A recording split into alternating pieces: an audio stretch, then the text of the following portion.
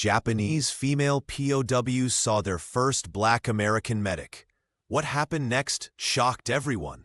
They screamed when he entered their tent, called him a demon, a monster, a black soldier already fighting for a country that kept him separate. A Japanese nurse, trained to fear Americans, especially those with dark skin. Between them stood every barrier war could create, but in a camp where hatred was the common language, their eyes met across enemy lines. Her bandaged hands, his gentle touch. A moment that would change everything. When military command discovered their forbidden connection, punishment was swift and severe. What happens when two enemies recognize each other's humanity when no one else will? And in a world determined to keep them apart, could their quiet defiance become the most profound victory of all? The evening air hung heavy with moisture as Private First Class Elijah Brooks carefully arranged the sterilized instruments on the metal tray. Outside the medical tent, the Philippine jungle hummed with insects and distant bird calls. A bead of sweat rolled down his temple, but he didn't wipe it away. His hands needed to stay clean.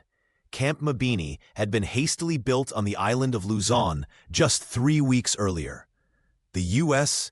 Army Field Hospital consisted of 8 large canvas tents connected by wooden walkways that sank into the mud after each afternoon rain. From inside his tent, Elijah could hear the white orderlies gathered near the supply truck, their voices rising with excitement.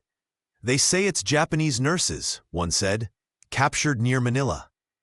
"Jap women out here? I'll believe it when I see it," another replied. Elijah kept his eyes on his work, placing each scalpel and forceps in its proper place.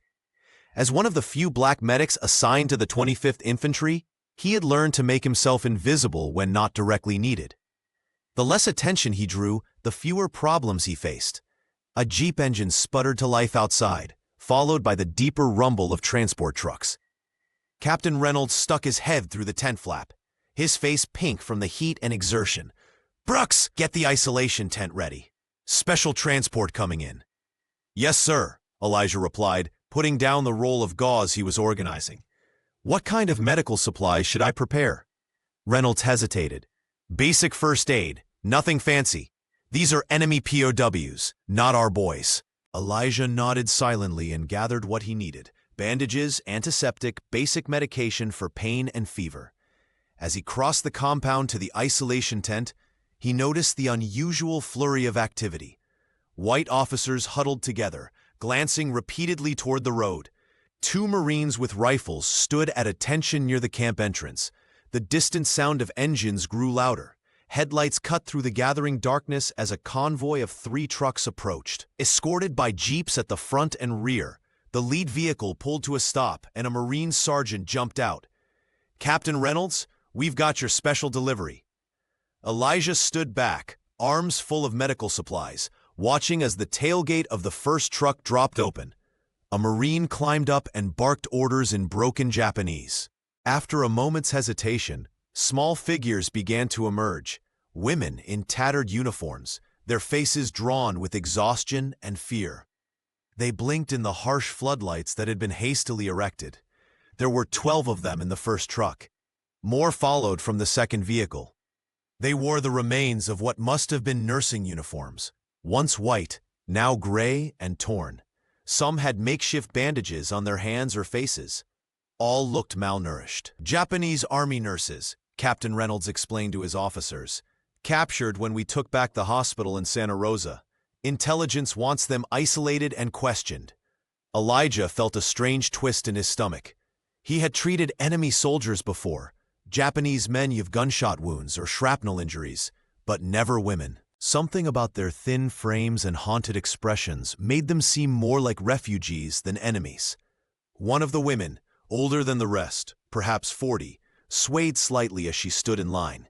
Elijah instinctively stepped forward, but a white medic shouldered past him. "Get back to the isolation tent, Brooks," he muttered. "These ladies might die of shock if a Negro touches them." Elijah's jaw tightened, but he did as ordered. He walked ahead to prepare the tent, feeling the women's eyes on him as he passed. He heard one of them gasp, "Kuro," and another whisper harshly in Japanese.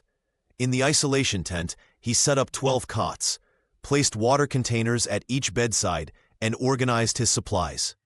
Through the canvas, he could hear the shuffling of feet and the barked orders as the POWs were marched toward him. Just before they entered, Captain Reynolds pulled aside the tent flap. "You stay against the far wall when they come in. Let the white medics handle the initial assessment. These people have never seen a Negro before. God knows what propaganda the Japanese have fed them about Americans, let alone colored ones." The first women entered, escorted by armed guards. Their eyes widened when they saw Elijah. The last light of dusk filtered through the canvas, casting everyone in shadowy relief. One woman, smaller than the rest with a bandaged hand, looked directly at him. Her face showed not just fear, but disgust. She turned away quickly. Elijah pressed his back against the supply cabinet and tried to make himself smaller, feeling both shame and anger rise in his throat. The war had taken him halfway around the world, yet he couldn't escape the shadow that his skin cast before him. Morning light filtered through the canvas, turning the inside of the isolation tent a soft amber. Elijah balanced a tray of medical supplies as he pushed aside the tent flap. He had volunteered for the dawn shift, hoping to check on the POWs before the compound became busy with the day's activities. The women were mostly asleep, huddled under thin army blankets. Two sat awake on their cots, whispering quietly. They fell silent when they saw him.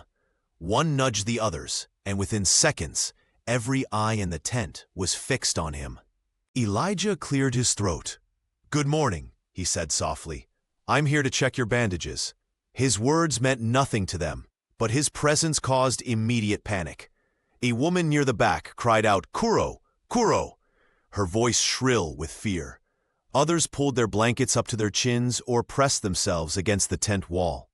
One woman, the small one with the bandaged hand he'd noticed yesterday, stared at him with wide eyes. Her lips moved silently, forming words he couldn't understand. Then her eyes rolled back and she crumpled to the ground beside her cot. Elijah rushed forward instinctively, setting down his tray to help her. The other women screamed louder. The tent flap flew open, and Lieutenant Harris burst in, followed by two guards. "What the hell is going on here, Brooks?" Harris demanded. "Sir, one of the prisoners fainted. I was just—" Harris laughed, a sharp, ugly sound. "Guess you're too much for them, boy. Step back and let Wallace handle this." Corporal Wallace, a white medic, smirked as he brushed past Elijah. "They probably think you're a demon or something." Heat rose to Elijah's face, but he kept his expression neutral. "Sir, I'd still like to complete the medical checks if that's all right." Harris snorted.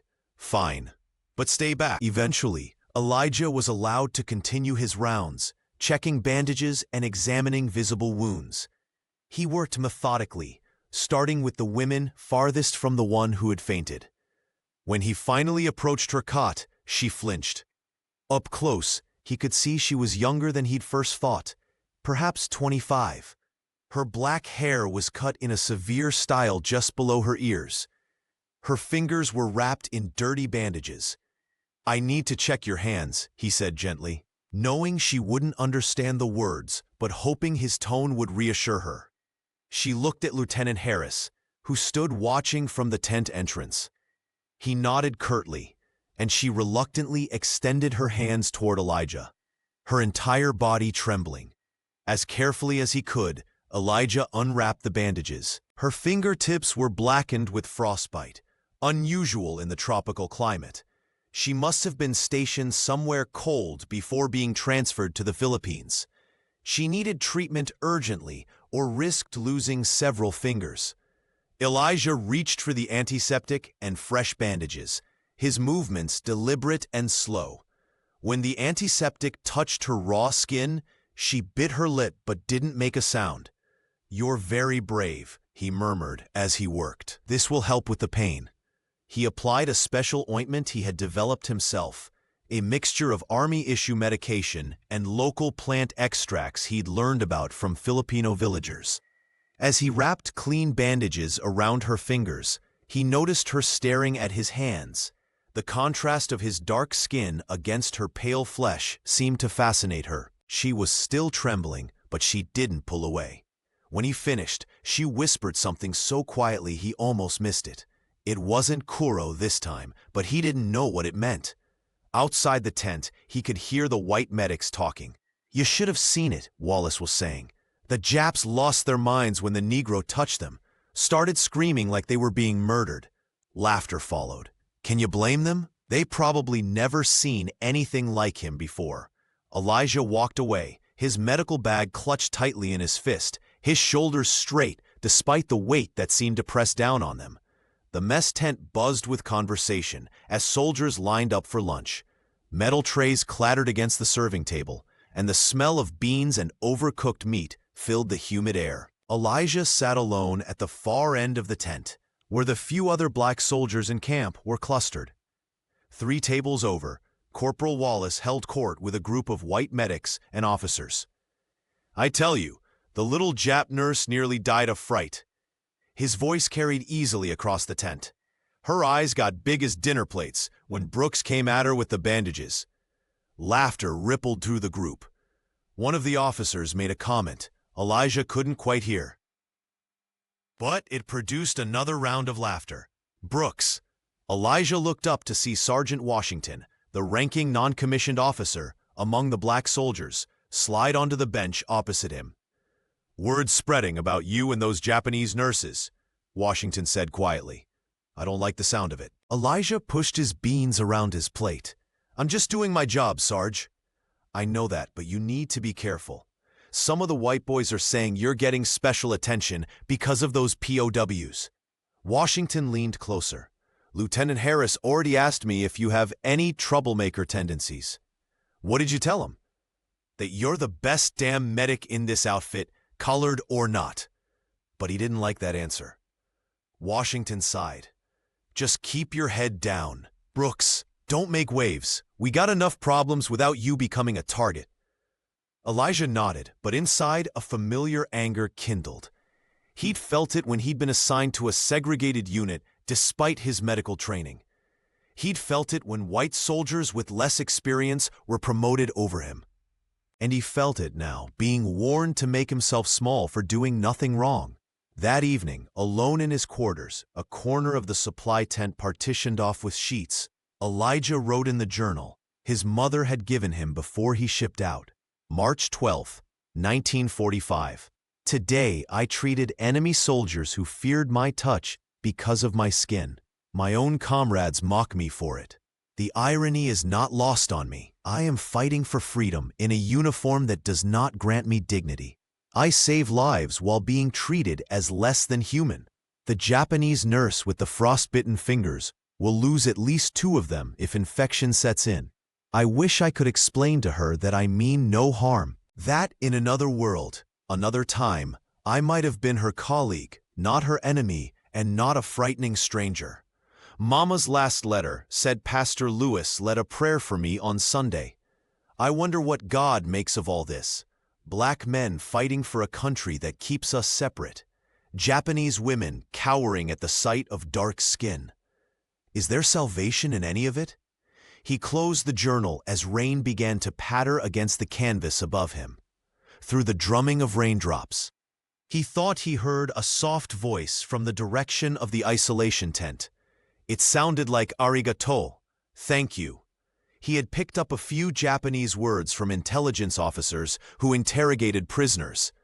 He wondered if he had imagined it, or if one of the women had really spoken. Either way, the sound followed him into his dreams. The next morning dawned cool after the night's rain. Puddles dotted the compound, reflecting the pink-tinged clouds above. Elijah balanced a small medical kit in one hand and a tin of condensed milk in the other as he made his way to the isolation tent. He wasn't scheduled for POW duty today, but he'd noticed signs of malnutrition in several of the women, particularly the one with frostbitten fingers. The condensed milk, part of his own rations, would help, even if it was against regulations to share supplies with prisoners. The guard at the tent entrance eyed him suspiciously. "You're not on the roster today, Brooks?" "Just bringing fresh bandages," Elijah replied, holding up the medical kit. He kept the tin of milk tucked against his side, out of view. After a moment's hesitation, the guard nodded. "Make it quick. Colonel Patterson is visiting from HQ today. Everyone's on edge." Inside, the women were already awake. They still tensed when they saw him, but the panic of yesterday was gone. The woman with the frostbitten fingers sat on her cot, attempting to braid another prisoner's hair with her injured hands. Elijah approached slowly and knelt beside her cot. "I need to check your bandages again," he said, setting down his kit. She didn't respond, but she didn't move away either. He carefully unwrapped the bandages from the previous day. The ointment had helped. The inflammation looked slightly reduced. As he applied fresh ointment, he spoke softly. "My name is Elijah. Elijah." He touched his chest lightly. She watched him, her dark eyes uncertain. After a moment, she whispered, "Iko." "Iko," he repeated. "Nice to meet you." From his pocket, he pulled a small notebook and pencil. He sketched a simple cup and wrote the English word beneath it. Then he held it up with a questioning look. Iko hesitated, then took the pencil with her less injured hand. Beneath his writing, she carefully wrote "Kop," and then, in careful English letters, "Kopu." Elijah smiled and nodded. He drew a few more simple objects, sun, hand, tree, and they exchanged words. The other women watched curiously, some moving closer to see what was happening.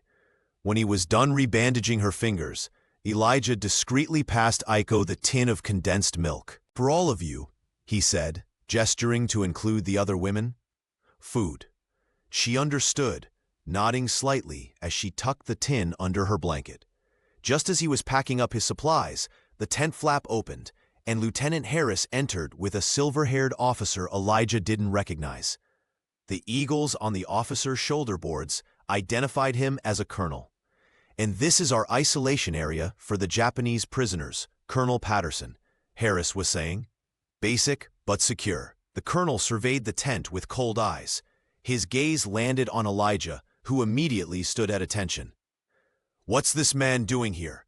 Patterson asked sharply. "Medical check, sir," Harris replied, looking annoyed. "Private Brooks is one of our medics.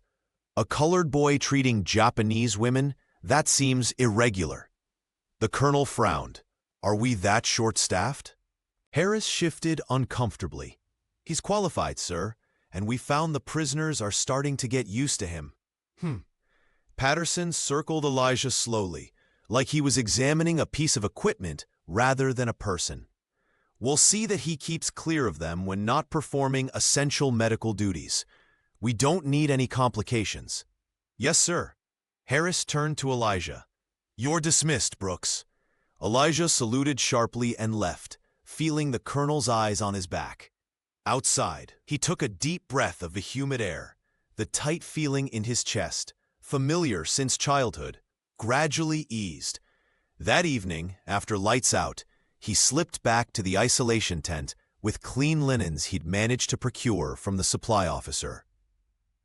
He didn't enter, but left the bundle just outside the flap where the morning guard would find it. As he turned to go, he thought he saw a shadow move inside the tent, a small figure watching through the canvas. But when he looked again, it was gone. The camp buzzed with excitement as the mail truck pulled in 3 days later. Letters from home were more precious than cigarettes or chocolate, connections to the world they'd left behind, reminders of why they fought. Elijah waited patiently in line as the mail clerk called out names. Around him, men tore open envelopes eagerly, some reading aloud to friends, others moving away to find privacy for personal news. "Brooks!" The clerk held up a thin envelope. The paper was worn from its long journey, Alabama to California, across the Pacific to the Philippines. His mother's handwriting, careful and deliberate, covered the front. School teacher penmanship, she called it. Elijah found a quiet spot behind the medical tent and carefully opened the envelope, not wanting to tear the precious pages inside.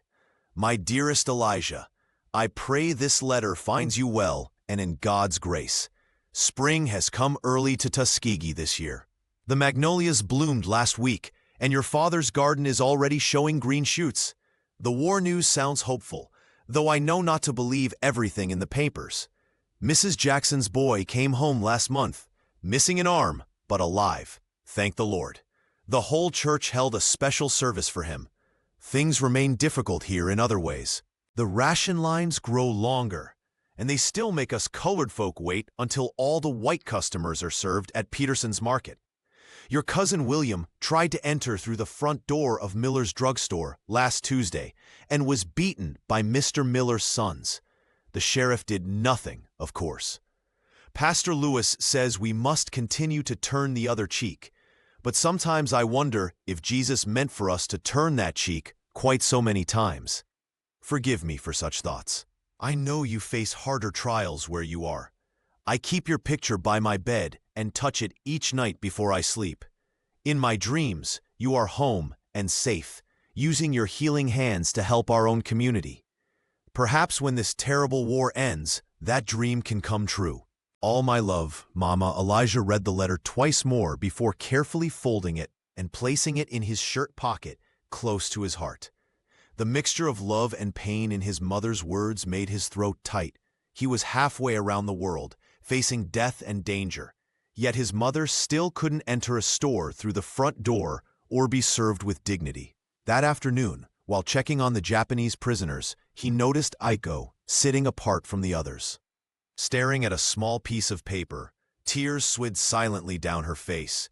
"Aiko," he approached cautiously. "You okay?" She looked up at him, then held out the paper. It was a Red Cross form with text in English and Japanese. It appeared to be notification about a family member. Though he couldn't read the Japanese portion, he understood enough to see it was about her brother, presumed dead. Elijah knelt beside her cot, not touching her, but close enough that she could feel his presence. No words would help, he knew, especially across their language barrier. But human grief needed witnessing. They sat in silence for several minutes. Eventually, Aiko whispered something in Japanese, her voice thick with tears. "I'm sorry," Elijah said softly. "I'm sorry about your brother." She looked at him, really looked at him, perhaps for the first time. "They tell us, Americans devils," she said haltingly in broken English. "Black men eat people." Elijah blinked in surprise, both at her words and the fact that she spoke any English at all. "That's not true," he said gently. "That's propaganda. Lies." "Lies," Aiko repeated, the English words strange on her tongue. "Maybe they lie to us about many things." "They lied to us too," Elijah replied, thinking of his mother's letter, of the promises of equality that never materialized. About many things.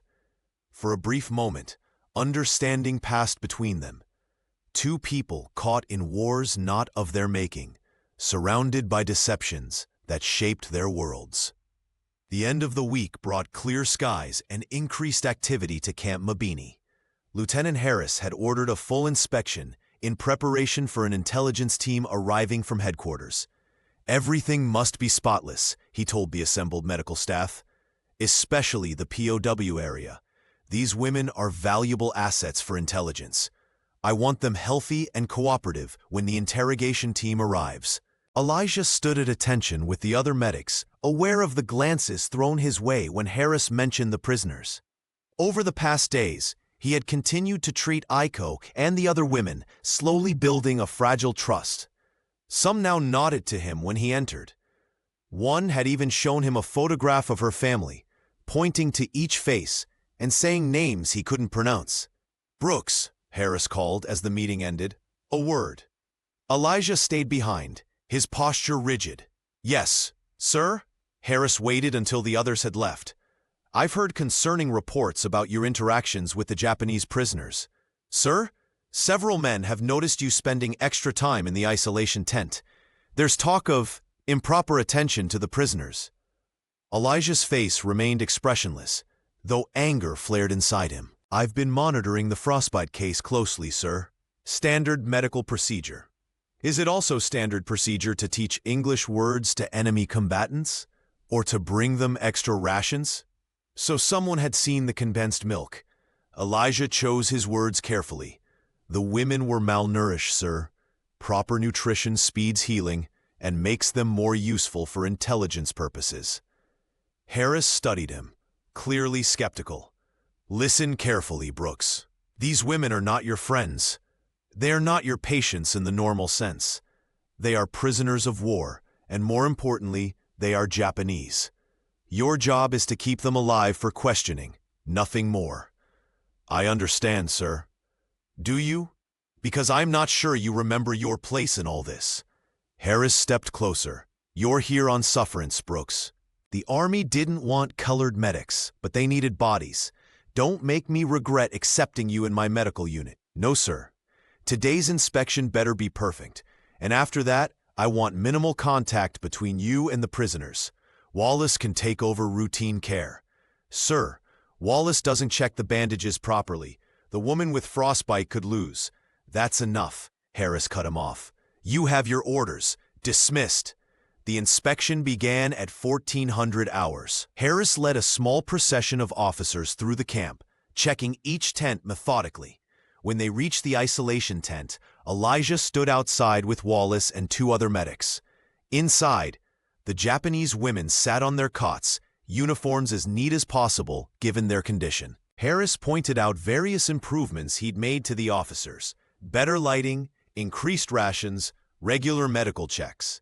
As they moved through the tent, Aiko suddenly swayed on her cot, then collapsed to the floor. The officers stepped back in alarm as Wallace rushed forward. What's wrong with her? Harris demanded. Wallace checked her pulse. Seems like she fainted, sir. Probably malnutrition. I thought you said they were getting proper rations. They are, sir. But she's been giving part of hers to the older women, Wallace explained, looking uncomfortable. And the frostbite treatment takes a toll. Aiko's eyelids fluttered. She mumbled something in Japanese, her voice weak. The interpreter with the inspection group leaned forward. She's asking for the black doctor, he said, looking confused. She says only he knows how to help her fingers. Harris's face darkened. Tell her Corporal Wallace is perfectly capable. Before he could finish, 2 other Japanese women began speaking urgently to the interpreter. After listening, he turned to Harris. Sir, they say the colored medic is the only one who changes the bandages properly.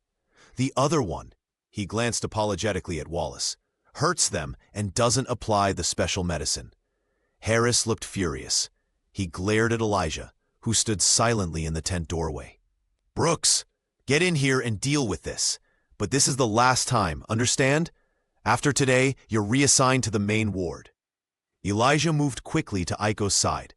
She was conscious but weak. He checked her pulse, then carefully examined her bandaged fingers. The wrappings were too tight.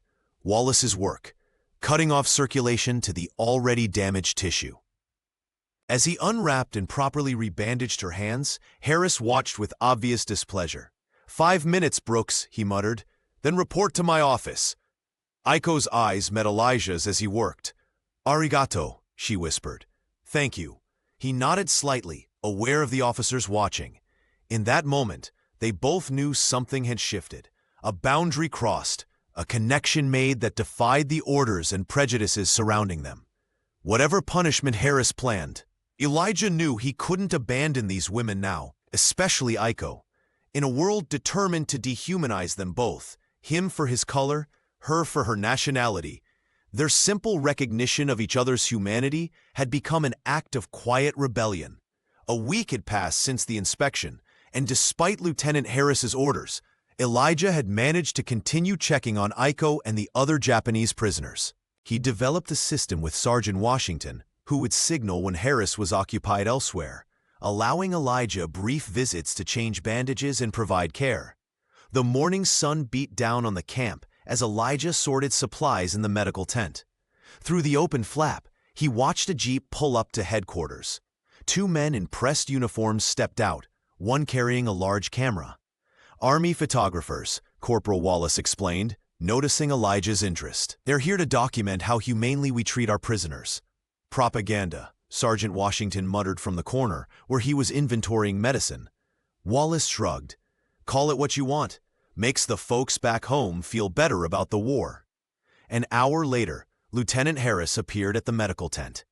Brooks, Wallace, report to the isolation tent. The photographers want shots of medical treatment. He frowned at Elijah. Brooks, you'll assist only. Wallace will be the primary medic in the photos. Yes, sir, they replied in unison. In the isolation tent, the prisoners had been instructed to sit on their cots. Someone had given them clean shirts, and their hair had been combed. They looked more like hospital patients than prisoners of war. Aiko's eyes brightened slightly when she saw Elijah, but she quickly lowered her gaze. The lead photographer, a broad-shouldered captain with a cigarette dangling from his lips, surveyed the scene. Good, good. We want to show these ladies receiving top-notch American medical care. Nothing too dramatic, just routine treatment. He pointed to Aiko. Let's use her for the main shot. Those bandaged hands tell a story. Harris nodded. Wallace, unwrap and rebandage her hands for the camera. Wallace moved toward Aiko, but she shrank back, shaking her head. The interpreter stepped forward. She says she wants the other one, the Negro medic. Harris's face flushed. Tell her that's not possible. The interpreter spoke in rapid Japanese. Aiko's response was immediate and firm. She refuses treatment from anyone else, the interpreter said, looking uncomfortable. She says his hands are gentle and he has special medicine. The photographer checked his watch impatiently. Look, Lieutenant, I don't care if it's a colored boy or Mickey Mouse. We're burning daylight here. Harris glared at Elijah, then at Aiko. Fine. Brooks, do it quickly. Elijah knelt beside Aiko's cot, medical kit in hand. She extended her bandaged fingers, the trust in her gesture visible to everyone present. The tent fell silent, except for the click of his scissors as he carefully cut away the old wrappings. Perfect! The photographer adjusted his camera. Hold it just like that. The flash exploded in white light as Elijah applied the special ointment. The photographer moved around, capturing different angles. Now look up at each other, he directed. We want to show connection, humanity transcending war. Elijah hesitated, aware of Harris watching with narrowed eyes. But Aiko was already looking at him, a small smile softening her features. Their eyes met as the flash popped again. Beautiful! The photographer exclaimed. The folks back home will eat this up. Enemy or not, we treat everyone with dignity. Harris stepped forward abruptly. I think we've got enough shots here. Perhaps you'd like to see our surgical tent next? The photographer lowered his camera. Just one more. I want to get the whole group with their American caregivers. That won't be necessary, Harris insisted. These women are still under medical quarantine. Limited exposure is best. As the photography team packed up, Elijah finished bandaging Aiko's hands. He could feel Harris's eyes boring into his back. Thank you, Aiko whispered in careful English. Elijah nodded slightly, aware that this small exchange, like the photograph, had crossed a boundary that couldn't be uncrossed. As he left the tent, he noticed the photographer handing reels of film to a military courier. Priority delivery to Pacific Command Headquarters, the photographer instructed. These will be in stars and stripes by next month. Elijah wondered if his mother would see the newspaper. Would she recognize her son's hands gently bandaging an enemy nurse? Would she understand the look that had passed between them? Behind him, Harris's voice cut through his thoughts. Brooks, my office, now. Night had fallen over Camp Mabini. Outside the medical supply tent where Elijah slept, cicadas buzzed in a relentless chorus. He lay on his cot, too tense to sleep after his meeting with Harris. The lieutenant had been coldly furious. You deliberately disobeyed my orders about the prisoners, he'd said, hands clasped behind his back as he paced. The prisoner requested my assistance, sir, Elijah had replied carefully. I was following your direction to comply with the photographer's needs. Don't play dumb with me, Brooks. I've seen how that Jap woman looks at you, and how you look at her. Harris had leaned closer, his voice dropping. What exactly have you been teaching her in those English lessons, no one authorized. Elijah had maintained his composure. Basic medical terms, sir. To help with treatment. See that it stays that way. Harris had dismissed him with a warning. You're walking a dangerous line, Brooks. Fraternizing with the enemy can get you court-martialed. Being a Negro who doesn't know his place can get you something worse. Now, unable to sleep, Elijah pulled out his journal and a stub of pencil. Under the dim glow of his covered flashlight, he wrote, April 3rd, 1945. I wonder if this war will ever make sense to me. We fight for freedom across the ocean, while my mother cannot walk through the front door of a drugstore in Alabama. I treat women who were told I am a devil, yet they trust my hands more than those of my white counterparts. Today, they took photographs of me treating Iko. Lieutenant Harris was furious, but the photographer wanted the shot. For a moment, with the camera's flash lighting up the tent, I forgot we were enemies. I forgot we were separated by race, nationality, language. I only saw a woman in pain who trusted me to help her. Is that what all this fighting is for? A world where we might see each other simply as people. I think about the lives these women had before the war. Iko told me, haltingly, in the few English words she knows, that she was a nurse in a children's hospital. Just like her, I took an oath to heal. Yet here we are, divided by armies and oceans and prejudice. I worry what will happen when the photographs are published. I should feel proud to show the world a Negro medic performing his duties with skill. But I fear what Harris and the others will do when they see how Iko looked at me, as if I were a person worthy of respect. Outside, voices approached his tent. Elijah quickly extinguished his light and tucked the journal under his pillow. I'm telling you, there's something going on with that colored boy and the Jap nurse, a voice said, Corporal Wallace. The way she asks for him, the way she won't let anyone else touch her. You think he's sweet on her? Another voice replied. Private Johnson from the motor pool. Who knows what those people think? But it ain't natural. A Negro getting friendly with a Jap. Lieutenant Harris better put a stop to it. Bad enough we got colored boys in the medical corps. Don't need them getting ideas above their station. Their voices faded as they moved past. Elijah lay still in the darkness, hands clenched at his sides. The familiar knot of anger and shame tightened in his chest. Not for the first time, he wondered if his presence here, his service, his sacrifice, would ever change how men like Wallace saw him. Across the compound, in the isolation tent, Iko sat awake on her cot. The other women slept around her, their breathing creating a gentle rhythm in the humid night. She looked down at her bandaged hands, flexing her fingers carefully. The pain had lessened thanks to Elijah's treatment. She knew his name now, had practiced saying it when no one could hear. One of the other nurses, Fumiko, stirred and sat up. You should sleep, she whispered in Japanese. Your strength needs to return. Iko nodded but didn't lie down. I keep thinking about home, she replied softly. About what will happen to us when the war ends. If it ends, Fumiko said bitterly. The officers told us Japan would never surrender. They told us many things, Iko murmured, thinking of the dark-skinned medic with the gentle hands. Not all were true. Fumiko glanced toward the tent flap, where a guard's shadow was visible. Be careful, Iko. The others talk about how you look at the American, the black one. He has a name, Elijah. He is still the enemy. Iko touched her bandaged fingers. Is someone who heals you truly your enemy? Fumiko had no answer for that. A week passed.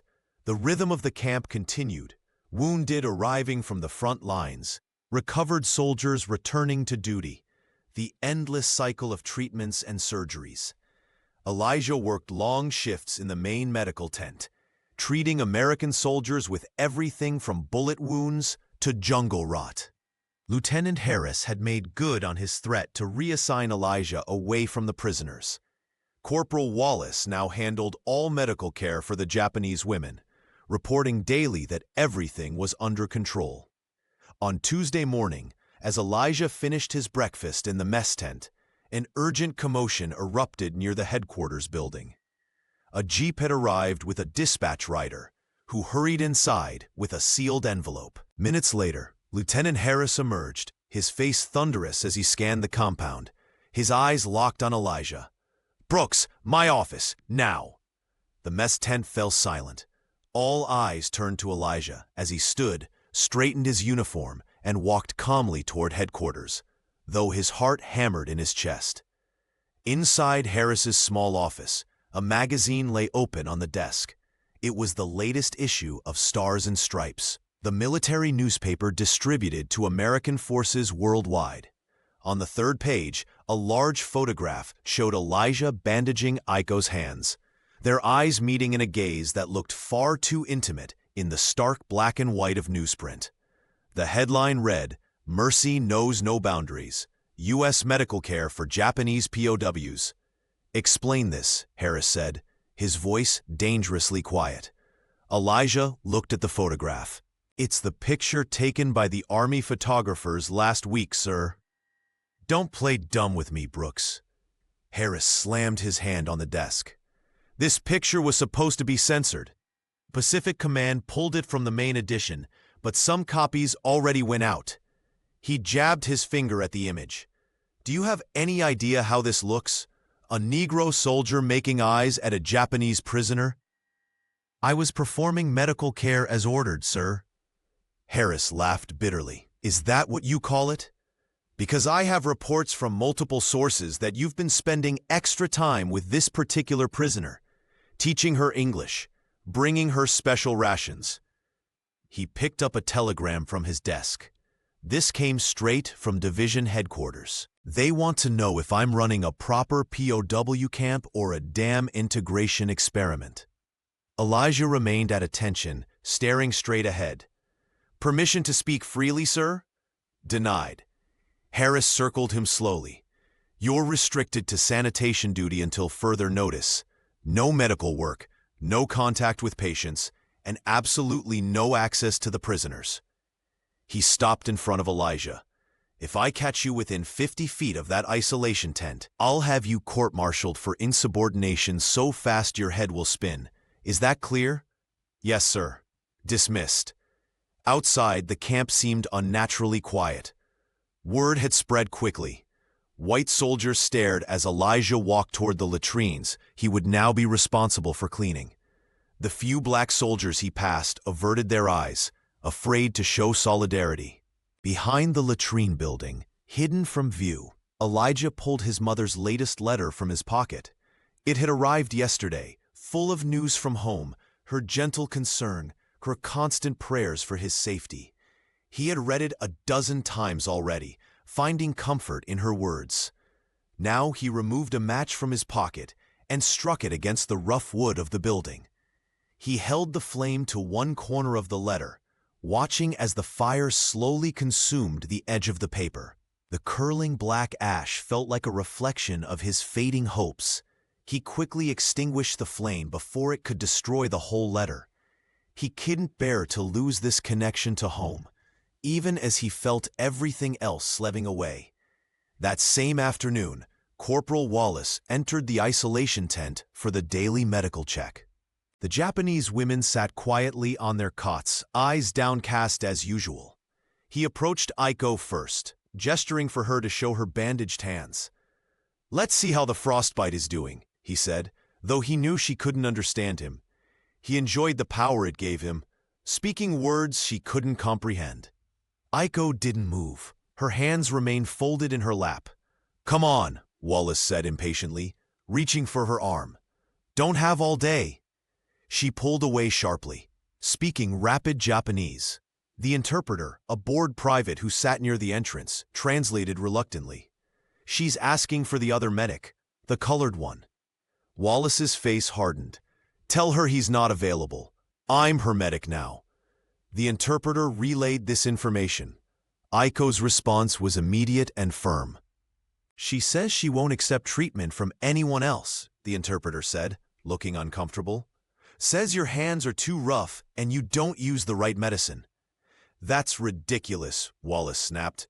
Tell her she doesn't have a choice. It's me or nothing." After hearing the translation, Aiko lifted her chin and said simply, "Nothing." Wallace reported the incident to Lieutenant Harris, who ordered that Aiko receive no food until she cooperated. By evening, the rumor had spread throughout the camp. When Elijah heard about it while cleaning the officers' latrines, a cold fear gripped him.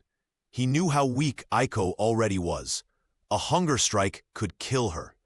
After dark, when most of the camp had settled for the night, he completed his sanitation duties and headed toward his quarters.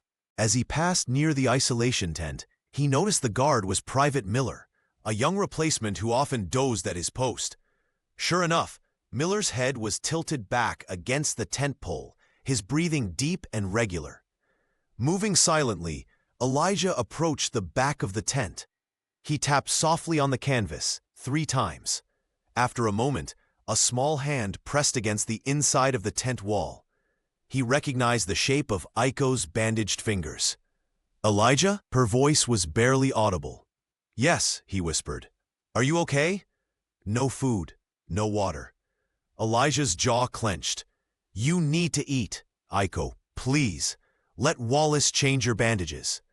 A long pause followed. Then, "His hands hurt. No good medicine." "I know, but you'll get sick without food." "I wait for you." The simple loyalty in her words made Elijah's chest tighten. In a war where loyalty meant following orders, killing strangers, hating those labeled as enemy, her quiet defiance felt like the only thing that made sense. "Listen to me," he whispered urgently. "I'll come back tomorrow night, but you must eat something before then. Promise me." Another pause. "I promise." "Good. Now I have to go. If they catch me here, danger for you," she said, understanding. "Go." As he turned to leave, he heard her speak again, so softly he almost missed it. "When war ends, still remember me?" The naked vulnerability in her question stopped him. In that moment, the absurdity of their situation struck him fully. 2 humans, connecting across every barrier society could erect, finding recognition in each other despite it all. "Yes," he promised. "When the war ends, I'll still remember you." As he slipped away, he felt the weight of that promise. It wasn't just about memory. It was about believing in a future where their brief connection might mean something more than a forbidden moment in the chaos of war. The next night, true to his word, Elijah returned. The guard had changed, but luck was with him. It was Private Cooper, who had fallen asleep with a half-empty bottle beside him. Elijah carried a small package wrapped in a handkerchief, bread, dried fruit, and a tin of ointment he'd managed to make from supplies stolen from the medical tent. "Aiko," he whispered at the back of the tent. Her hand appeared against the canvas almost immediately. "Elijah, I brought medicine for your hands, and food." "How?" He could hear her moving closer to the tent wall. "There's a small tear in the canvas near the ground. Look down." He carefully widened the small rip in the tent fabric, just enough to pass the package through. Her fingers brushed his as she took it, sending an unexpected warmth through his hand. "Thank you," she whispered. Then, after a pause, "They ask many questions today." "Questions? About what?" "About you. Why I ask for you. What we talk about." Elijah's mouth went dry. "What did you tell them?" "Truth. You are good doctor. Gentle hands." He heard the rustle of movement as she settled closer to the tear in the canvas. "They say bad things. Call me traitor for trusting black man." "I'm sorry," Elijah said, his voice thick. "This is my fault." "No," Aiko said firmly. "War is fault. Hate is fault." She was quiet for a moment, then added, "In Japan before war, I am nurse. I help all people. You same, we same." The simplicity of her broken English struck Elijah as more profound than any sermon he'd ever heard. We same. Despite everything they'd been taught about each other, despite the armies and oceans between them, They had recognized a common humanity. A noise from the front of the tent made them both freeze. The guard stirred, mumbling in his sleep. "I have to go," Elijah whispered urgently. "Use the medicine tonight. Eat the food. I'll try to come tomorrow." "Be careful," she replied. "They watch you too." As he slipped away into the darkness, Elijah knew she was right. He'd felt eyes on him all day as he performed his sanitation duties. The photograph in Stars and Stripes had made him a subject of curiosity and suspicion. He was walking a dangerous line, but he couldn't bring himself to stop. The next morning dawned with an unusual tension in the air. Extra guards patrolled the camp perimeter, and a staff car with division insignia parked outside headquarters. Elijah, emptying garbage cans near the mess tent, overheard two officers talking. "Intelligence says there might be a rescue attempt," one said quietly. "Japanese commandos trying to recover their people. The nurses? Why would they risk men for women? Who knows how these people think? But security's been doubled just in case." Throughout the day, the camp buzzed with nervous energy. Weapons were cleaned, ammunition counted, guard rotations increased. Elijah went about his sanitation duties with his head down, trying to be invisible while gathering whatever information he could. Shortly after noon, Lieutenant Harris summoned him to headquarters. Inside the small building, a new face waited, a stern-looking major with intelligence insignia. A bright lamp had been set up, pointed at a single chair in the center of the room. "Sit down, Private Brooks," the major said. His voice was quiet, but carried an edge that made Elijah's spine stiffen. Elijah sat, blinking against the light that made it difficult to see the officers clearly. "I'm Major Wilson, Division Intelligence," the officer began. "I'm investigating a potential security breach involving the Japanese prisoners." "Yes, sir," Elijah replied, keeping his voice neutral. "Lieutenant Harris tells me you've developed an unusual relationship with one of the prisoners." "A nurse named Aiko Takahashi." Elijah remained silent, unsure how to respond. "The photograph in Stars and Stripes has created some concerns at headquarters," Wilson continued, "especially in light of intelligence suggesting a possible rescue operation by Japanese forces." "Sir, I don't understand what this has to do with me," Elijah said carefully. Harris stepped forward into the light. "Don't play dumb, Brooks. You've been meeting with the prisoner after hours. You've been passing her information and supplies." Elijah's heart pounded, but he kept his face expressionless. "I've provided medical care as ordered, sir. Nothing more." "Then how do you explain this?" Major Wilson held up a small tin, the container of ointment Elijah had given Aiko the night before. "This was found hidden in prisoner Takahashi's bedding this morning. It's not standard issue. Many of our medicines are improvised, sir. The supply lines." "Enough!" Harris cut him off. "We have testimony from Corporal Wallace that you've been creating special medications, that you've been teaching the prisoner English, that you've been sneaking extra rations to her." Major Wilson leaned forward. "Private Brooks, fraternization with the enemy is a serious offense. If you've been passing information to these prisoners—" "Information about what, sir?" Elijah interrupted, a rare spark of anger breaking through his careful composure. "I'm a medic. I'm not privy to troop movements or battle plans. I treated a woman with severe frostbite who would have lost her fingers without proper care." "Watch your tone, Private," Wilson warned. "The issue isn't just what information you might have shared. It's your loyalty, your judgment." The accusation hung in the air. Elijah understood the unspoken question. How could a Negro soldier be trusted? If he showed kindness to an enemy, wasn't that proof of his divided loyalties? "My loyalty is to the United States Army, sir," Elijah said quietly. "I took an oath, just like every other soldier. But I also took an oath as a medic to care for the wounded, all the wounded." Wilson studied him for a long moment, then nodded to Harris. "Continue the investigation. I want to know exactly what passed between them, and double the guard on the isolation tent." "Yes, sir," Harris replied. He turned to Elijah. "You're confined to quarters when not performing assigned duties. If you're seen anywhere near the prisoner tent, you'll be arrested immediately." Dismissed. Across the camp, In the isolation tent, Aiko sat rigid on her cot as a Japanese-American interpreter questioned her. Unlike the bored private who usually translated, this man wore the insignia of military intelligence. His Japanese was formal and precise. "Explain again your relationship with the Negro medic," he said in Japanese, watching her closely. Aiko kept her eyes on her bandaged hands. "He treated my frostbite when others would not.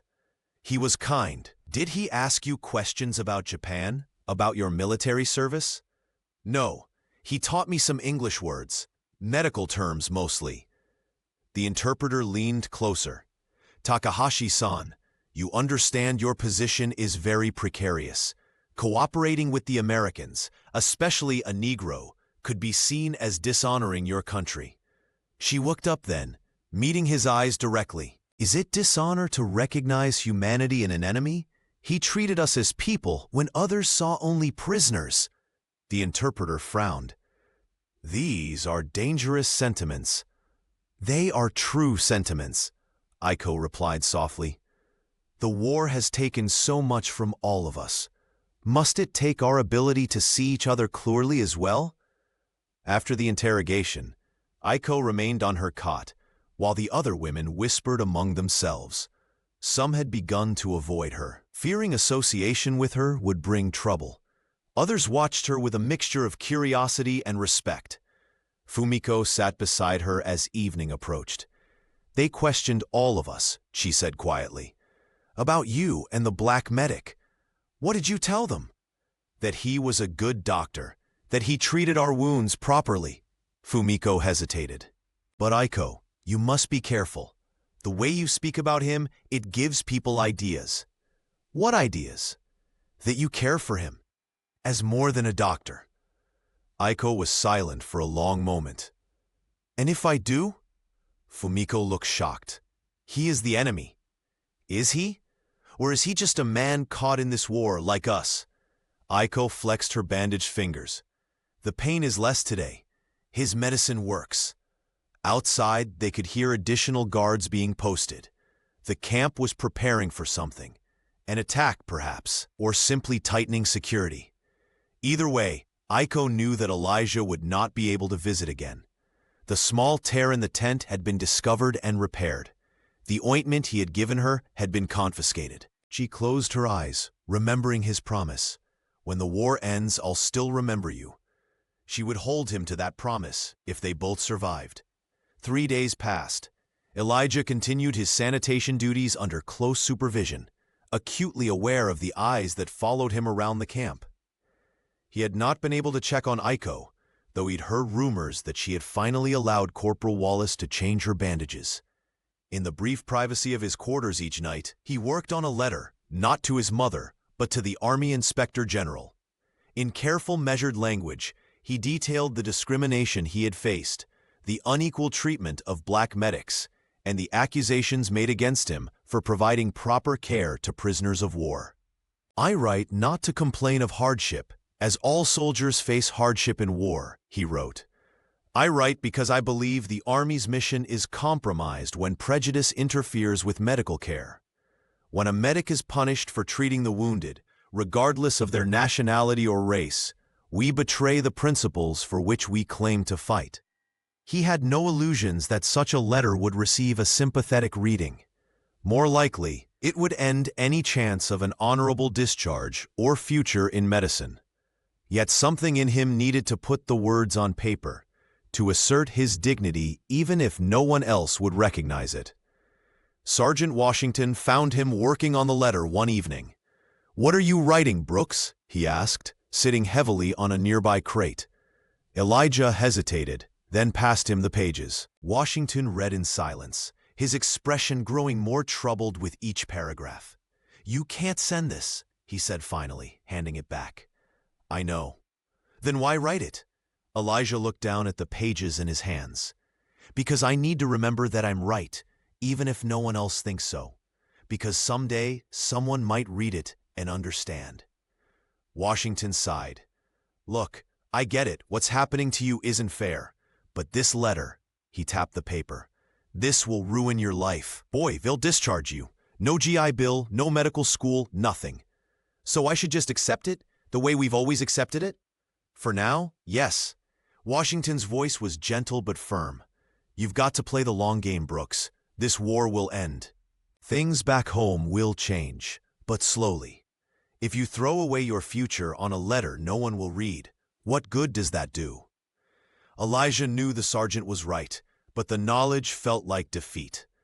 He carefully folded the letter and placed it inside his Bible, a silent testimony that might never be heard.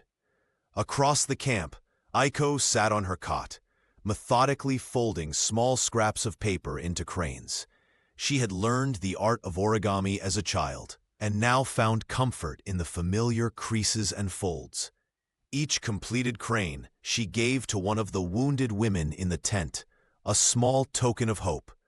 One crane she kept for herself, hidden in the seam of her mattress. It was made from the edge of a bandage Elijah had applied, the only thing of his she had been able to keep. On it she had written in pencil the few English words she knew that mattered. Not enemy, human. In the darkness of the tent, Aiko thought about the strange journey that had brought her here. She had been a nurse in Manchuria, treating children at a Japanese military hospital. When the Soviet forces had advanced, she and other medical personnel had been evacuated to the Philippines. The frostbite on her fingers was from those final cold days before the evacuation. She had never expected to find kindness from an American, especially one so different from any man she had ever known. Elijah's dark skin had terrified her at first. The propaganda had painted black Americans as savages, but his gentle hands and careful attention had quickly dispelled those lies. Now, as she looked around at her fellow prisoners, she wondered what would happen to them all when the war finally ended. Would they be sent home in disgrace? Would they ever see their families again? Would she ever see Elijah again? Over the camp's loudspeakers, a crackling radio broadcast began. News from the front lines. American voices announced victories in the Pacific, the liberation of islands, the march toward Japan. Freedom advances on all fronts, the announcer declared proudly. Aiko listened, understanding only a few words. Freedom, victory, America. Words that should have filled her with dread as a Japanese citizen, but instead left her with a complicated hope. If America won, would a man like Elijah finally find the dignity he deserved? Would the war's end bring freedom not just for nations, but for the individuals caught in its machinery? She carefully tucked the paper crane deeper into her mattress seam, a fragile symbol of a connection that had no place in this war, yet existed nonetheless. Outside, the tropical night hummed with insects and the soft footsteps of guards. Somewhere in the darkness, Elijah too was awake, his unsent letter hidden in his Bible. His thoughts on a woman he should never have met, whose touch he would never forget. Night descended on Camp Mabini, bringing with it a heavy blanket of stars and the endless chorus of jungle insects. The air hung thick with humidity, making sleep difficult for most of the soldiers. Elijah lay on his cot, a damp towel over his forehead, listening to the distant sounds of the camp settling down, the creak of tent canvas, the murmur of voices, the occasional laugh from the officers' quarters. 2 weeks had passed since his interrogation.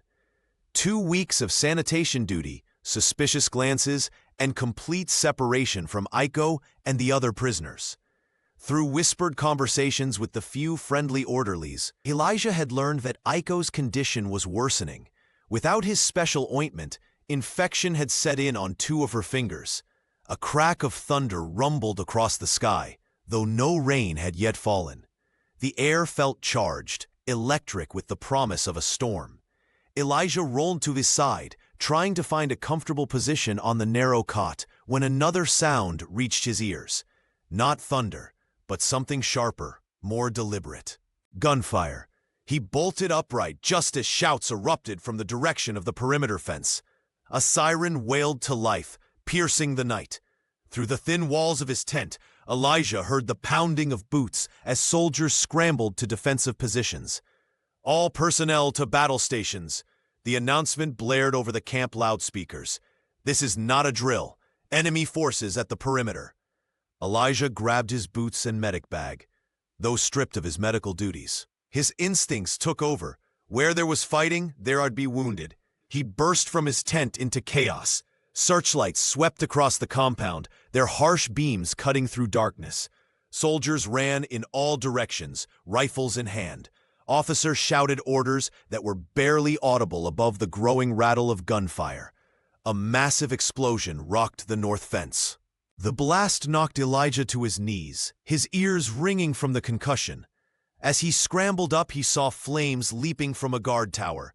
Dark figures moved beyond the fence line. Japanese soldiers using the cover of night and the nearby jungle to launch a surprise attack. "They're going for the prisoners," someone shouted. "Protect the isolation tent." The isolation tent. Aiko. Without conscious thought, Elijah found himself running across the compound. Bullets kicked up dirt at his feet. Somewhere behind him, a voice ordered him to stop, but he kept moving, ducking behind supply crates and vehicles as he made his way toward the section of the camp where the Japanese women were held. The area around the isolation tent was in chaos. The normal guards had abandoned their posts to join the perimeter defense, leaving the prisoners unattended. As Elijah approached, he saw the tent flaps swinging open. Inside, the women huddled together in terror, some praying, others weeping as explosions and gunfire surrounded them. "Aiko!" he called, rushing inside. She was sitting on her cot, attempting to help an elderly nurse who appeared to be in shock. When she saw Elijah, her eyes widened. "Elijah! What happening?" "Japanese attack," he explained quickly, moving to her side. "Might be trying to free you all. But it's dangerous. They're shooting everywhere." Another explosion, closer this time, sent dirt and debris raining onto the canvas roof. One of the women screamed. A bullet tore through the tent wall, leaving a neat hole in the fabric. "Everyone down!" Elijah shouted, gesturing for the women to lie flat on the ground. Most understood his meaning, if not his words, dropping to their stomachs beside their cots. Aiko hesitated, still supporting the elderly woman. "Aiko, please," Elijah urged. "Get down." Another burst of gunfire erupted just outside the tent. This time, a spray of bullets ripped through the canvas at waist height, shredding everything in their path. Without thinking, Elijah lunged forward, tackling Aiko and the older woman to the ground. They landed hard, Elijah's body covering Aiko's as bullets continued to tear through the space where they had been standing. "Are you hurt?" he asked, his face inches from hers. "No," she whispered, her eyes locked on his. "You save us." The firefight outside intensified. American machine guns opened up from defensive positions, their distinctive chatter drowning out the lighter Japanese weapons.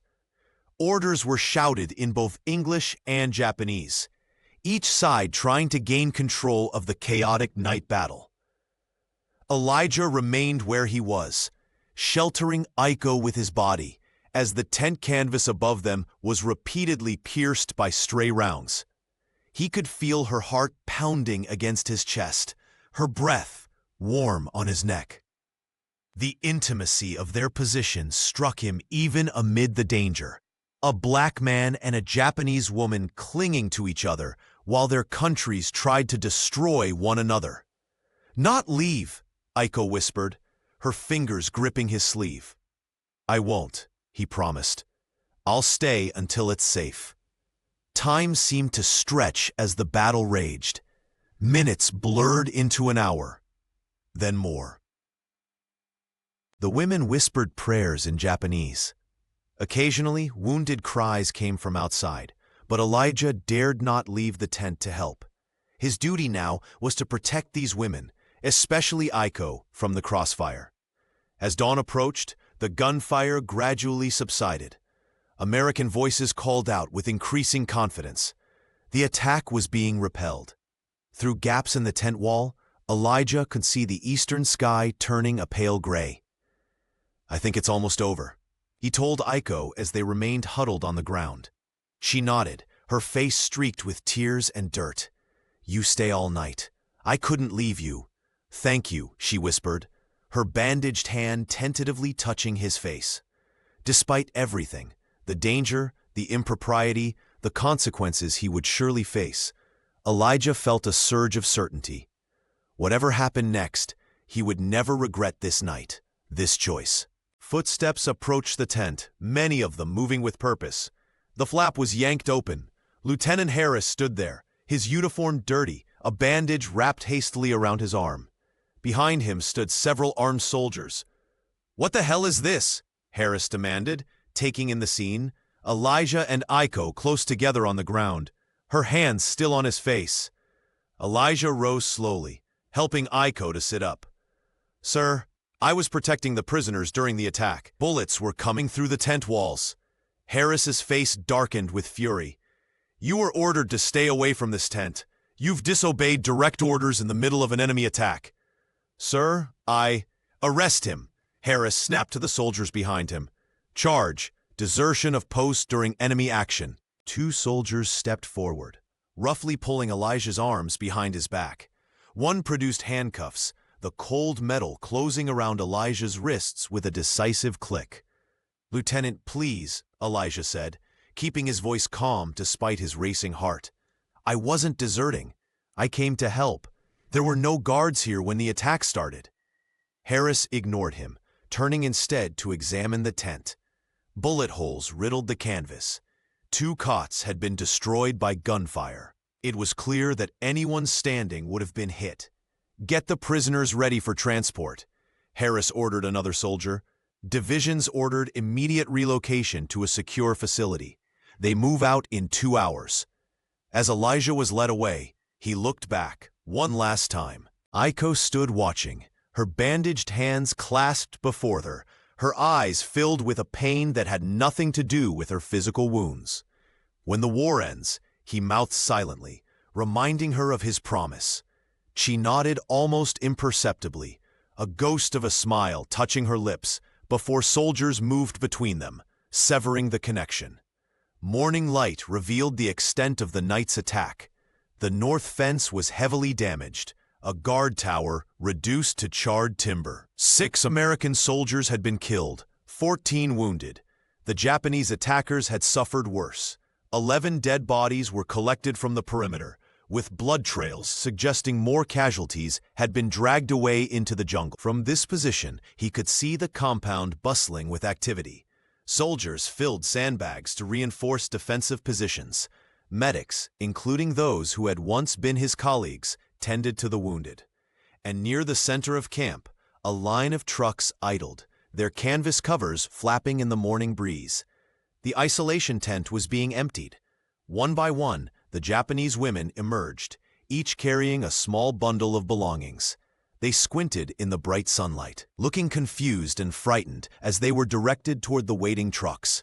Military policemen flanked them, rifles at the ready, though the women posed no threat. Elijah searched the line for Aiko. He spotted her near the end, her slight frame, her distinctive short hair. She moved slowly, favoring her right side, where she had fallen hard during the night attack. Her bandaged hands clutched a small cloth package that contained everything she owned. As if sensing his gaze, she paused and looked in his direction. Even at this distance, their eyes connected. She made a small gesture with her bandaged hand, perhaps a wave, perhaps something more. A soldier prodded her forward with the butt of his rifle. She stumbled slightly but regained her footing, her gaze still fixed on Elijah. Then, with a quick movement that the guards didn't notice, she tore a corner from her bandage and dropped something small and white into the dust of the compound. Elijah strained against his handcuffs, leaning forward to see better. It looked like paper, folded paper. A note? A message? Whatever it was, it lay in the dirt as Aiko was marched to the nearest truck and helped aboard. "Sit back," his guard ordered gruffly, pushing Elijah's shoulder. "Where are they taking them?" Elijah asked, settling back onto the bench. The guard shrugged. "Some secure facility near Manila. After last night, command doesn't want them anywhere near the front lines." The truck's engines roared louder as the drivers prepared to depart. One by one, the vehicles lurched forward, forming a convoy that would carry the Japanese women away from Camp Mabini. Away from him. Elijah watched helplessly as the last truck, the one carrying Aiko, rolled past his position. Dust billowed from beneath its wheels, temporarily obscuring his view. When the dust settled, the trucks were already at the camp entrance, their tailgates closed, their precious cargo hidden from sight. Something caught Elijah's eye, a flash of white against the brown earth. The paper Aiko had dropped still lay untouched in the dirt, miraculously undisturbed by the departing convoy. It sat no more than 15 feet from where he was held, an impossible distance with his hands bound and a guard watching his every move. "Need some water," Elijah said, his throat suddenly parched with desperation. "Please." The guard hesitated, then nodded. "Don't move," he ordered, stepping away to retrieve a canteen from a nearby supply table. The moment the guard turned his back, Elijah slid to the edge of the bench. With his foot, he carefully scraped at the dirt, pulling the small white object closer inch by inch. The guard was busy unscrewing the canteen cap, still not looking. One more stretch with his foot, and the paper was close enough. Elijah dropped to one knee, as if adjusting his boot, and quickly scooped up the paper with his bound hands. By the time the guard turned back, Elijah was seated again, the paper hidden in his closed fist. "Here," the guard said, holding the canteen to Elijah's lips. Elijah drank gratefully, using the moment to slip the paper into his shirt pocket. As he swallowed the lukewarm water, the last truck disappeared from view, taking with it his last glimpse of Aiko. Hours later, in the small cell where he awaited court-martial proceedings, Elijah finally had the privacy to examine what Aiko had left behind.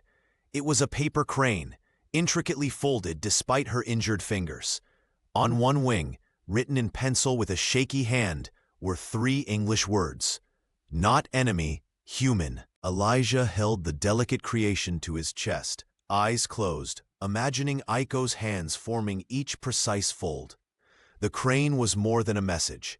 It was a testament to something that had grown between them, something neither the war nor their separation could erase. Outside his cell window, he could hear the celebrations beginning. News had arrived from the Pacific Front. Major victories for American forces, islands recaptured, Japanese troops in retreat. The end of the war seemed suddenly closer, victory within reach. Elijah felt no urge to celebrate. For him, victory would be hollow if it didn't include the freedom to be seen as fully human. By his own country as much as by its enemies. Aiko had recognized his humanity when others refused to. Now she was gone, being transported to another prison, perhaps never to cross his path again. The paper crane felt fragile in his hands, as fragile as the connection they had forged, as fragile as his hopes for a world where such a connection might be possible in the light of day. The military court was assembled in what had once been the camp's recreation hall. 3 officers sat behind a table draped with an American flag, their faces solemn beneath their peaked caps. Captain Reynolds presided as judge, flanked by 2 lieutenants from other units. Lieutenant Harris sat at a smaller table to one side, acting as prosecutor. Elijah stood at attention before them, his uniform pressed as neatly as possible under the circumstances. The charges had been read: insubordination, disobeying direct orders, and deserting his post during enemy action. The maximum penalty could include dishonorable discharge and imprisonment. "Private First Class Elijah Brooks," Captain Reynolds began, "how do you plead to these charges?" Elijah swallowed hard. "Not guilty, sir." Harris snorted softly but said nothing. The captain made a note on the paper before him. "Let the record show the defendant pleads not guilty. Lieutenant Harris, present your case." Harris stood, straightening his jacket. "The facts are clear, sir. Private Brooks was explicitly ordered to stay away from the Japanese prisoners. During the enemy attack on the night of April 18th, He abandoned his assigned post and went directly to the isolation tent where the prisoners were held. He paced before the officer's table. When found after the attack, Brooks was in close physical contact with one of the prisoners, a Japanese nurse named Aiko Takahashi. This was witnessed by myself and 3 other soldiers. "And where was Private Brooks assigned during the attack?" Reynolds asked. "He was to remain in his quarters unless specifically ordered to report to the medical tent," Harris replied. "Instead, he took it upon himself to run across an active battlefield to reach the prisoner tent." Reynolds turned to Elijah. "Do you dispute these facts, Private?" "No, sir," Elijah replied, "but I would like to explain my actions." "Proceed." Elijah took a deep breath. "When the attack began, I heard someone shout that the Japanese were targeting the prisoners. The isolation tent was in the line of fire, and I knew the normal guards had been called to the perimeter. As a medic, I felt it was my duty to ensure the safety of all personnel in camp, including the prisoners." "Even though you had been explicitly ordered to stay away from them," Harris interrupted. "Sir, those orders were given during normal operations. An enemy attack is an emergency situation that requires immediate response. When I reached the tent, bullets were coming through the walls. The prisoners were unprotected. I acted to save lives." "By embracing one particular prisoner?" Harris's voice dripped with insinuation. "I covered her body with mine to protect her from gunfire," Elijah replied steadily, "just as I would have done for any wounded soldier." Captain Reynolds studied him thoughtfully. "Private Brooks, there have been rumors about your relationship with this Japanese nurse. Lieutenant Harris has statements from multiple witnesses suggesting inappropriate attention to this prisoner. Would you care to address these allegations?" Elijah straightened his shoulders. "Sir, I provided medical care to a wounded prisoner who had severe frostbite. I treated her with the same respect and care I would show any patient. There was no inappropriate relationship." "Then how do you explain this?" Harris stepped forward, holding up a familiar object, the paper crane. "This was found in your possession. It contains English words written by the prisoner." Elijah's heart sank. They had searched his cell while he was being prepared for the hearing. "The prisoner made this for me as a thank you for medical treatment," he said, trying to keep his voice even. "Many wounded soldiers give tokens of appreciation to medics who help them." Harris turned to the officers.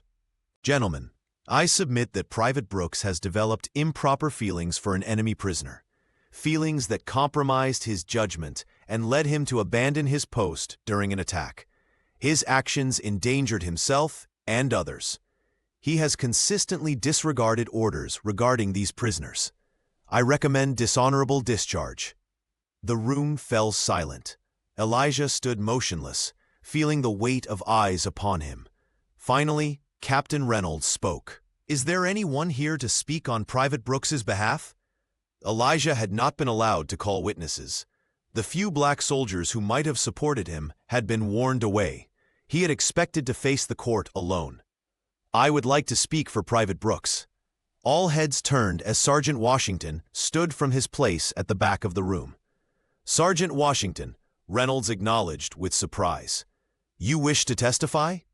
"Yes, sir." Washington moved to the front of the room, standing tall beside Elijah.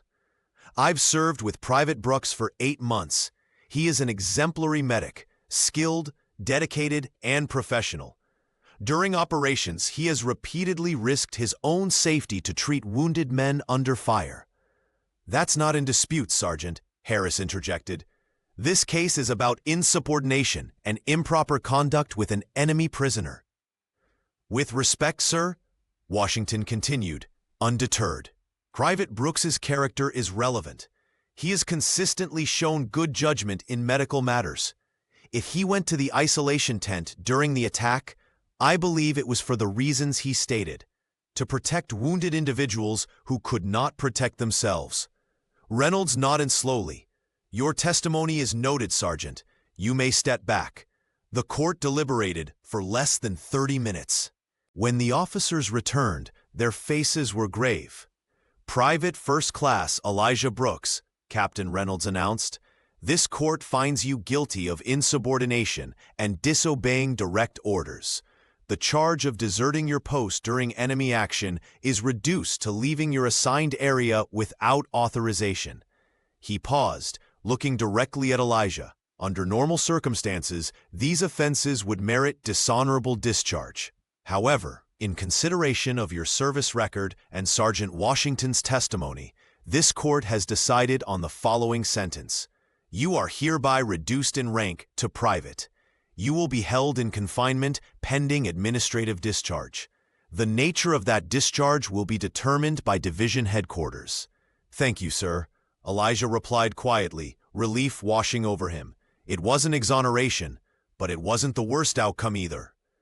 "Don't thank me yet, son," Reynolds said, his voice softer. "Administrative discharge often ends up dishonorable anyway, but at least you'll have a chance to appeal." As the court adjourned, Elijah was led back to his cell. Through the small barred window, he could see Manila in the distance, its harbor filled with ships, its sky dotted with planes. The war machine continued to turn, grinding forward toward inevitable victory. American flags flew from every building, and cheering occasionally drifted across the compound as news of fresh advances reached the troops. Elijah felt strangely disconnected from it all. The victory being celebrated would bring freedom to occupied lands, but not to neighborhoods like the one he'd grown up in back in Alabama. The liberation being fought for wouldn't extend to lunch counters and bus seats and voting booths in his own country. And Aiko, what would victory mean for her? Defeat, occupation, shame. Would she be allowed to return to nursing, to healing, or would she carry the stigma of capture, of fraternizing with the enemy? As darkness fell, Elijah watched flares rise over Manila Bay, celebrating another American triumph. The colored lights bloomed against the night sky like strange flowers, beautiful and ephemeral. He felt nothing but the weight of loss of rank, of purpose, and of a woman whose brave spirit had touched something deep within him. 2 weeks passed in the small confinement cell. Elijah marked the days with small scratches on the wall, measuring time as it stretched endlessly before him. His discharge papers were still being processed at division headquarters, the wheels of military bureaucracy turning with deliberate slowness. The cell was sparse: a cot, a bucket, a small table bolted to the floor. 3 times a day a guard brought food. Once a day he was allowed to walk around the small exercise yard behind the provost tent. The rest of the time, Elijah read his Bible or stared through the barred window at the life of the camp continuing without him. On the 16th day, he noticed a change in the camp's rhythm. More jeeps arriving, medical personnel rushing between tents, stretchers carried with greater urgency. Something was happening, but from his isolated position, Elijah couldn't determine what. That evening, his curiosity got the better of him. When the guard brought his dinner, a plate of beans and tough beef, Elijah asked, "What's going on out there? Seems busy." The guard, a young private named Miller, hesitated before answering. "Outbreak at the refugee camp down the road. Some kind of sickness. They're bringing the worst cases here for treatment." "What kind of sickness?" Miller lowered his voice. "They think it's cholera. Started 3 days ago. Gets bad quick. Cholera." Elijah's medical training immediately supplied the details. Severe diarrhea, dehydration, rapid decline, high mortality if untreated. A nightmare disease in tropical conditions with limited sanitation. "How many cases?" he asked. "Dozens now. More coming in every hour." Miller glanced over his shoulder, then added, "Word is they're running short on medics who know how to treat it. Some of the white boys are refusing to handle the Filipino refugees." Elijah wasn't surprised. Fear of contagion combined with racial prejudice would make many medics reluctant to treat the local population. But cholera was manageable with proper techniques: aggressive rehydration, careful sanitation, dedicated care. "They need help," Elijah said, more to himself than to Miller. "Not your problem anymore," the guard replied, turning to leave. You just sit tight until those discharge papers come through." But that night, Elijah couldn't sleep. Through his window, he could hear moans from the isolation ward that had been hastily established at the edge of the camp.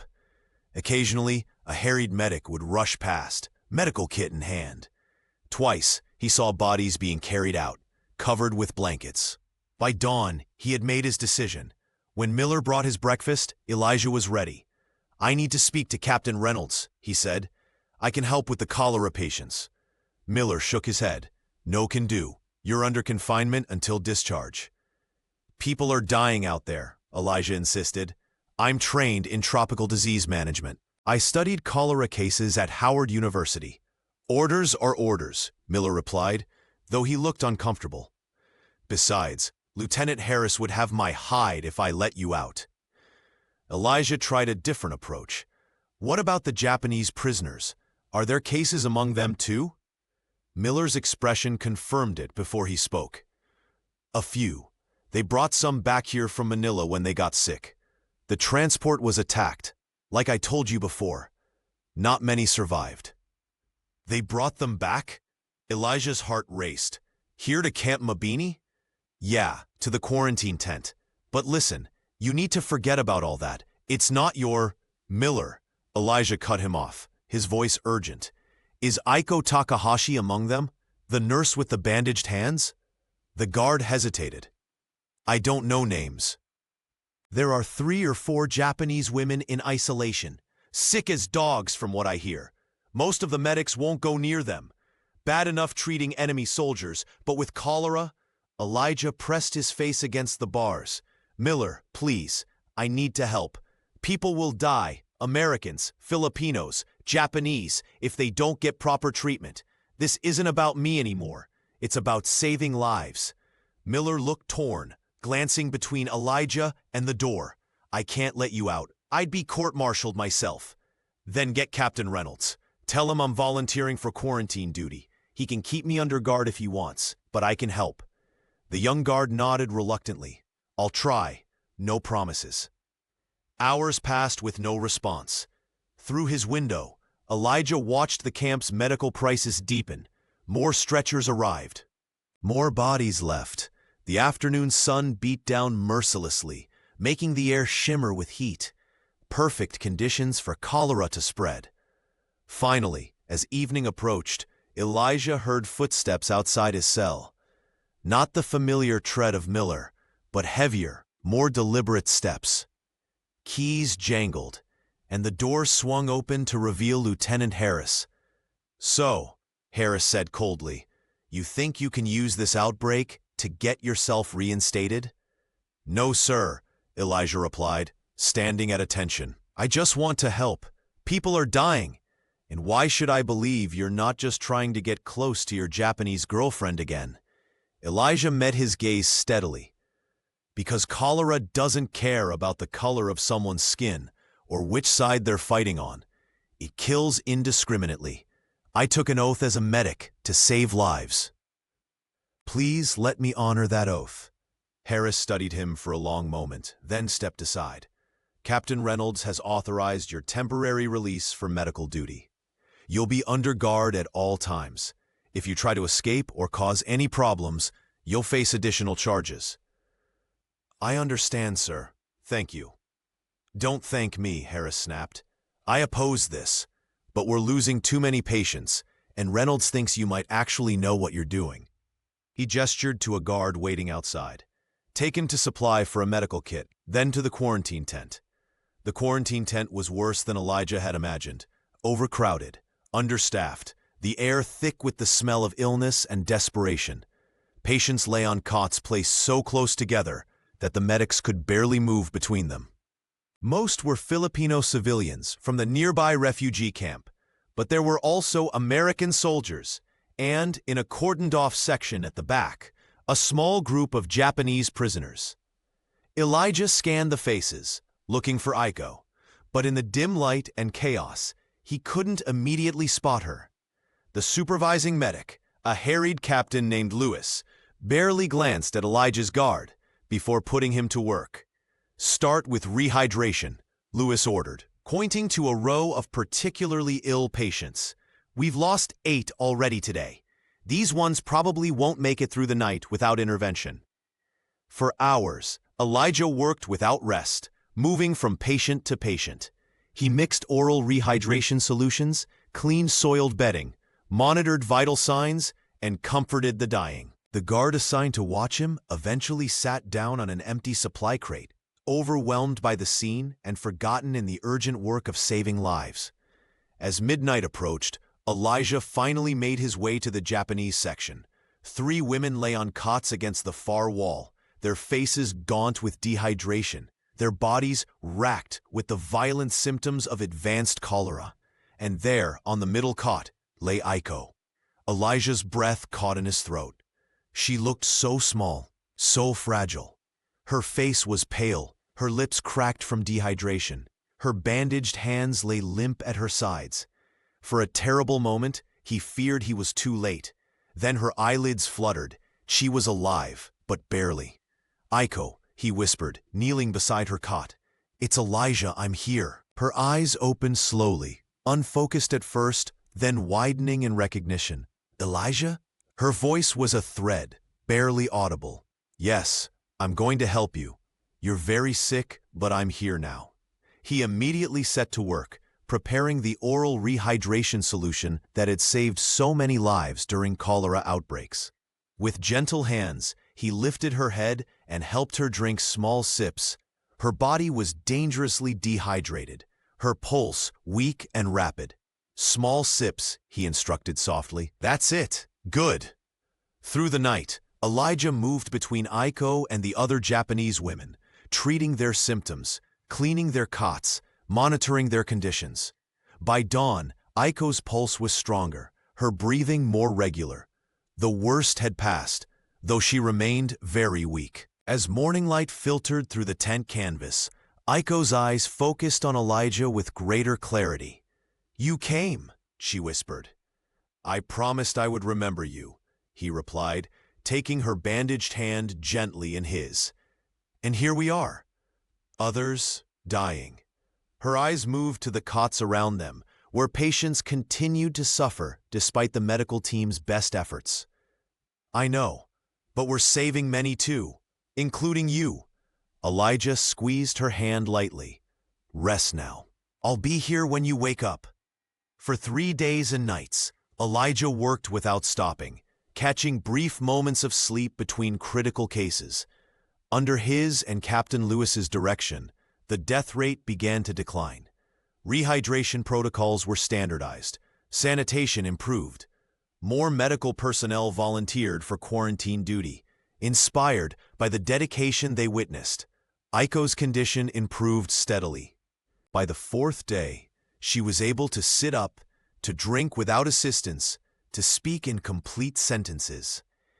The infection in her frostbitten fingers, neglected during the outbreak, required attention, but she would not lose any digits as Elijah had feared.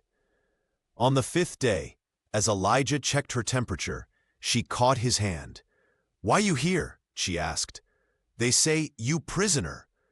He nodded. "I was, still am, technically. They let me out to help with the outbreak. Because you good doctor." "Because they needed every pair of hands they could get," he corrected gently. "Even mine." Aiko shook her head stubbornly.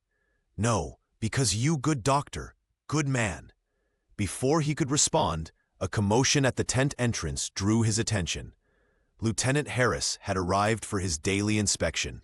This time, however, he was accompanied by 2 military policemen. "Brooks," Harris called, striding down the center aisle between the cots. "Time to go." Elijah stood confused. "Sir, we still have critical patients who need." "That's not your concern anymore," Harris cut him off. "Your discharge papers have arrived. Dishonorable, as expected." He held up an official envelope. "You're being transported to Manila today, then shipped stateside on the next available transport." "But the outbreak isn't contained," Elijah protested, gesturing to the tent full of patients. "These people need continued care." "These people," Harris said coldly, "are not your responsibility. The Army has released you from service. You're a civilian now, a disgraced one. The military policeman moved forward to escort Elijah out. As they took his arms, Aiko reached for him from her cot. "No," she cried, her voice stronger than it had been in days. "He saved us! He saved many people! Restrain the prisoner!" Harris ordered one of the guards, who reluctantly moved to hold Aiko back. As Elijah was led away, he looked over his shoulder one last time. Aiko's eyes met his, filled with the same pain and longing he felt in his own heart. Whatever connection had grown between them, across race, across nationality, across the boundaries of war itself, was being severed by forces beyond their control. Outside the quarantine tent, Elijah squinted in the bright sunlight. Around him, Camp Mabini continued its operations, the machinery of war grinding forward without pause. He was just one man, easily removed, easily replaced, easily forgotten by all except the few whose lives he had touched. As the MPs marched him toward the waiting jeep, Elijah felt a strange mixture of emotions. Regret for what might have been, pride in the lives he had saved, and deep weariness from the battle he had fought, not just against disease, but against the prejudice that had followed him from Alabama to the Philippines and would surely await him back home. The jeep never reached the main road. Halfway across the compound, it was flagged down by a running messenger. "Lieutenant Harris!" The young private called. "Emergency at the quarantine tent." Harris, sitting in the front seat beside the driver, turned with annoyance. "What is it?" "Sir, 2 more medics have collapsed with symptoms. Captain Lewis says the situation is critical. He's requesting all available medical personnel." Harris glanced back at Elijah, who sat between the 2 MPs in the rear seat. Their eyes met briefly, a silent contest of wills. Finally, Harris sighed. "Turn around," he ordered the driver. "Back to quarantine." Inside the tent, chaos had erupted once again. The cots nearest the entrance held the 2 stricken medics, both showing early symptoms of cholera. Captain Lewis moved between patients, his face drawn with exhaustion, his uniform stained with sweat and worse. "Brooks," Lewis called when he spotted Elijah. "Thank God. Johnson and Perez are down. We're short-handed again." Harris stepped forward. "Captain, this man has been discharged. He's no longer Army medical personnel." Lewis looked up, incredulous. "With all due respect, Lieutenant, I don't give a damn what his status is. I need skilled hands, and he's the best we've got for this situation." He turned to Elijah. "Central Ward needs immediate attention. 3 critical cases." Without waiting for permission, Elijah moved toward the indicated patients. Behind him, he heard Harris protesting, but Lewis's response was firm. "This is my medical ward, Lieutenant. If Division has a problem with my personnel choices, they can take it up with me after we've contained this outbreak. For the next 8 hours." Elijah worked alongside the remaining medical team. 2 more Filipino patients died despite their best efforts, but 7 others stabilized. The stricken medics responded well to early treatment, their symptoms less severe than many of the civilian cases. As evening approached, Elijah finally made his way back to the Japanese section. Aiko was sitting up on her cot, helping one of the other women drink rehydration solution. When she saw him, her face brightened. "You come back," she said, her English improving daily. "Just for now," he replied, kneeling beside her cot to check her pulse. "They're still planning to send me away." "Why?" The simple question contained all the bewilderment and injustice he felt himself. "Because I broke rules," he said softly. "Because I cared for you as a person, not just as a prisoner." Aiko's eyes filled with understanding. "Same for me. My people angry, I trust Black American." It seems we both crossed lines we weren't supposed to cross. Elijah managed a small smile. "But I can't bring myself to regret it." He checked her temperature and examined her bandaged hands. The infection was responding to treatment, the swelling reduced. Her cholera symptoms had almost completely subsided. She would recover fully given time. "When war ends," Aiko said suddenly, "what happens?" The question caught Elijah off guard. He had been so focused on the immediate crisis, on his impending discharge, that he had given little thought to the larger end of the conflict that seemed increasingly near. "I don't know," he admitted. "I'll go back to Alabama, I suppose. Try to use my medical training somehow. Though without an honorable discharge, it will be difficult. And me, my people? Japan will surrender eventually. There will be occupation, reconstruction." He hesitated, then added gently, "We probably won't see each other again." Aiko nodded slowly, accepting this harsh reality. "But we remember." "Yes," Elijah promised. "We'll remember." That night, as he made his rounds through the quarantine tent, Elijah began to feel strangely lightheaded. His muscles ached more than usual, and despite the tropical heat, he felt chilled. By midnight, he could no longer deny the symptoms. He had contracted cholera himself. He reported his condition to Captain Lewis, who immediately ordered him to an empty cot. "Damn it, Brooks," Lewis said, his voice gruff with concern. "You've been working too hard, not taking proper precautions." "Had to help," Elijah replied, his voice already weakening as the disease took hold. No regrets. His condition deteriorated rapidly. Cholera moved with merciless speed, and despite his knowledge of treatment protocols, Elijah's exhausted body struggled to fight the infection. By dawn, he was severely dehydrated, drifting in and out of consciousness. Through the fog of fever, he was vaguely aware of people moving around him. Captain Lewis directing treatment, an IV being placed in his arm, and somehow, mysteriously, Aiko's voice nearby, speaking in urgent Japanese. "She's insisting on helping with his care," he heard Lewis explain to someone. "Says she's a nurse and knows what to do." "Absolutely not," another voice replied, Lieutenant Harris. "She's still a prisoner. She's also recovering from cholera herself and has some immunity. We need every skilled hand, Lieutenant." Time blurred for Elijah after that. Hours might have been days. He drifted through darkness punctuated by moments of painful clarity.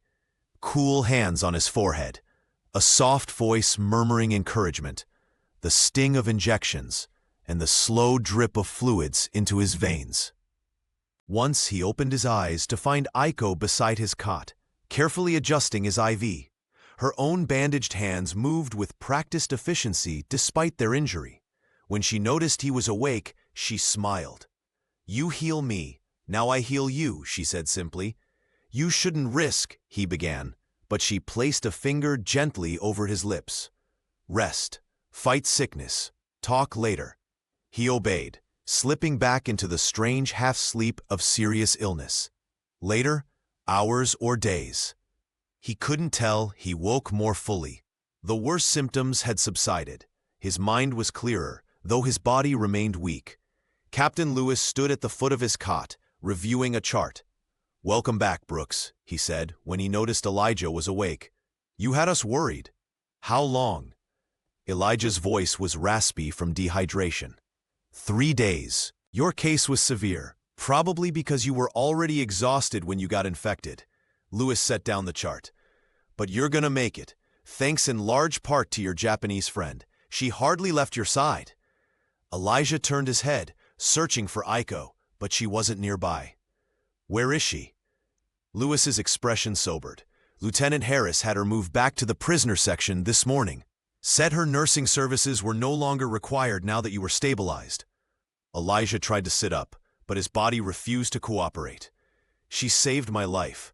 "Yes, she did, and that fact has put Lieutenant Harris in a very uncomfortable position." Lewis lowered his voice. "It's hard to justify a dishonorable discharge for a man whose medical skills saved dozens of lives during an outbreak. Even harder when an enemy prisoner risks her own recovery to save that same man." "Has anything changed about my discharge?" Elijah asked, not daring to hope. "That's above my pay grade," Lewis replied. "But I've submitted a formal report on your service during the outbreak, and I'm not the only one who's spoken up."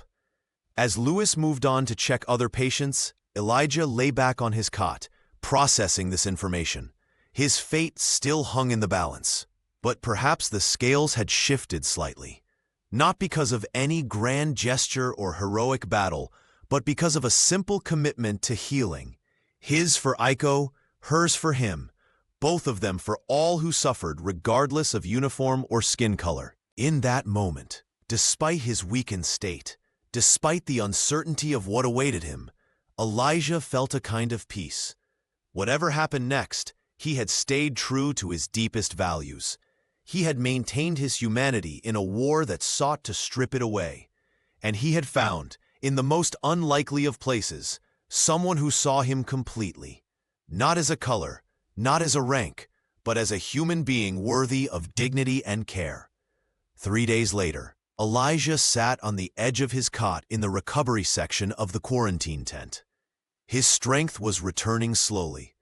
He could stand and walk short distances, though he tired quickly. The cholera had taken a severe toll on his body, but he had survived. Outside, the camp hummed with activity.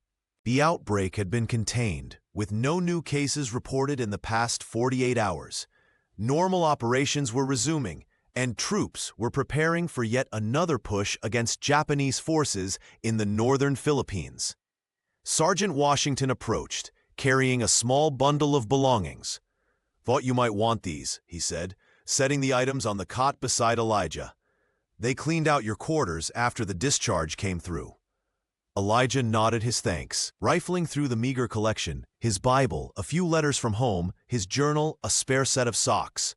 His entire military life reduced to objects that could fit in a small cloth bag. "Any word on what happens to me now?" he asked. Washington shook his head. "It's complicated. Your discharge papers arrived, but Captain Lewis has filed an appeal based on your service during the outbreak. It's stuck somewhere in division headquarters."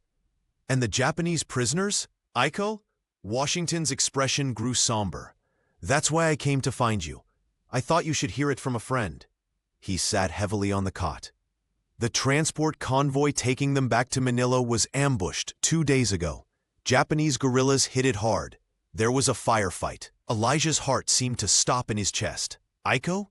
I don't know for sure. Reports say there were few survivors.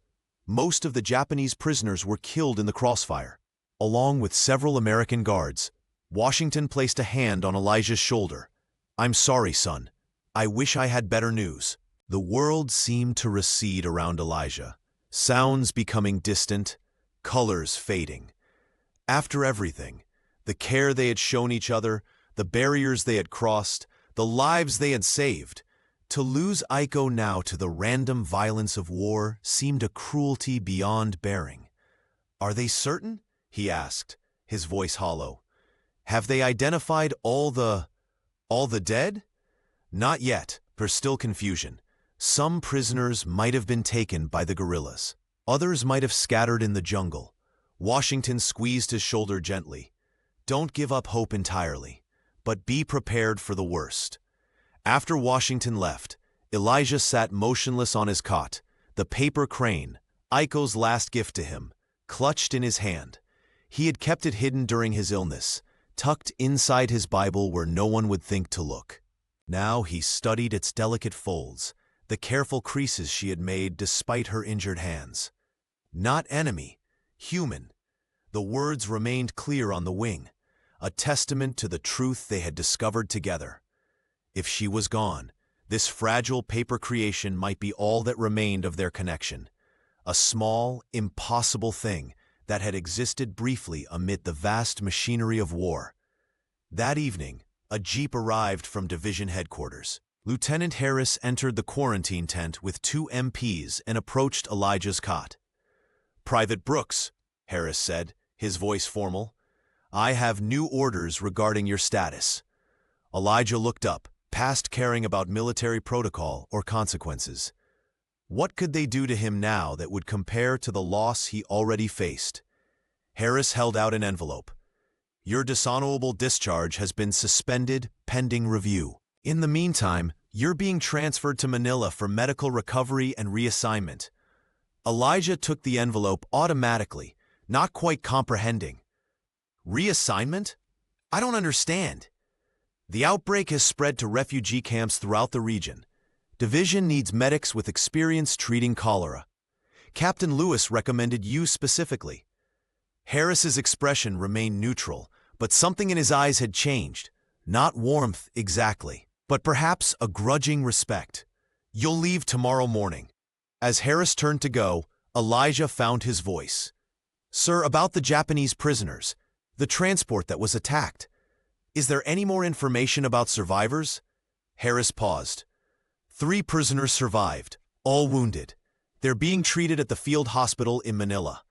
He hesitated, then added, "I don't know names, Brooks, and it wouldn't matter if I did. You're being transferred for medical duties, not to continue whatever was happening between you and that Japanese nurse."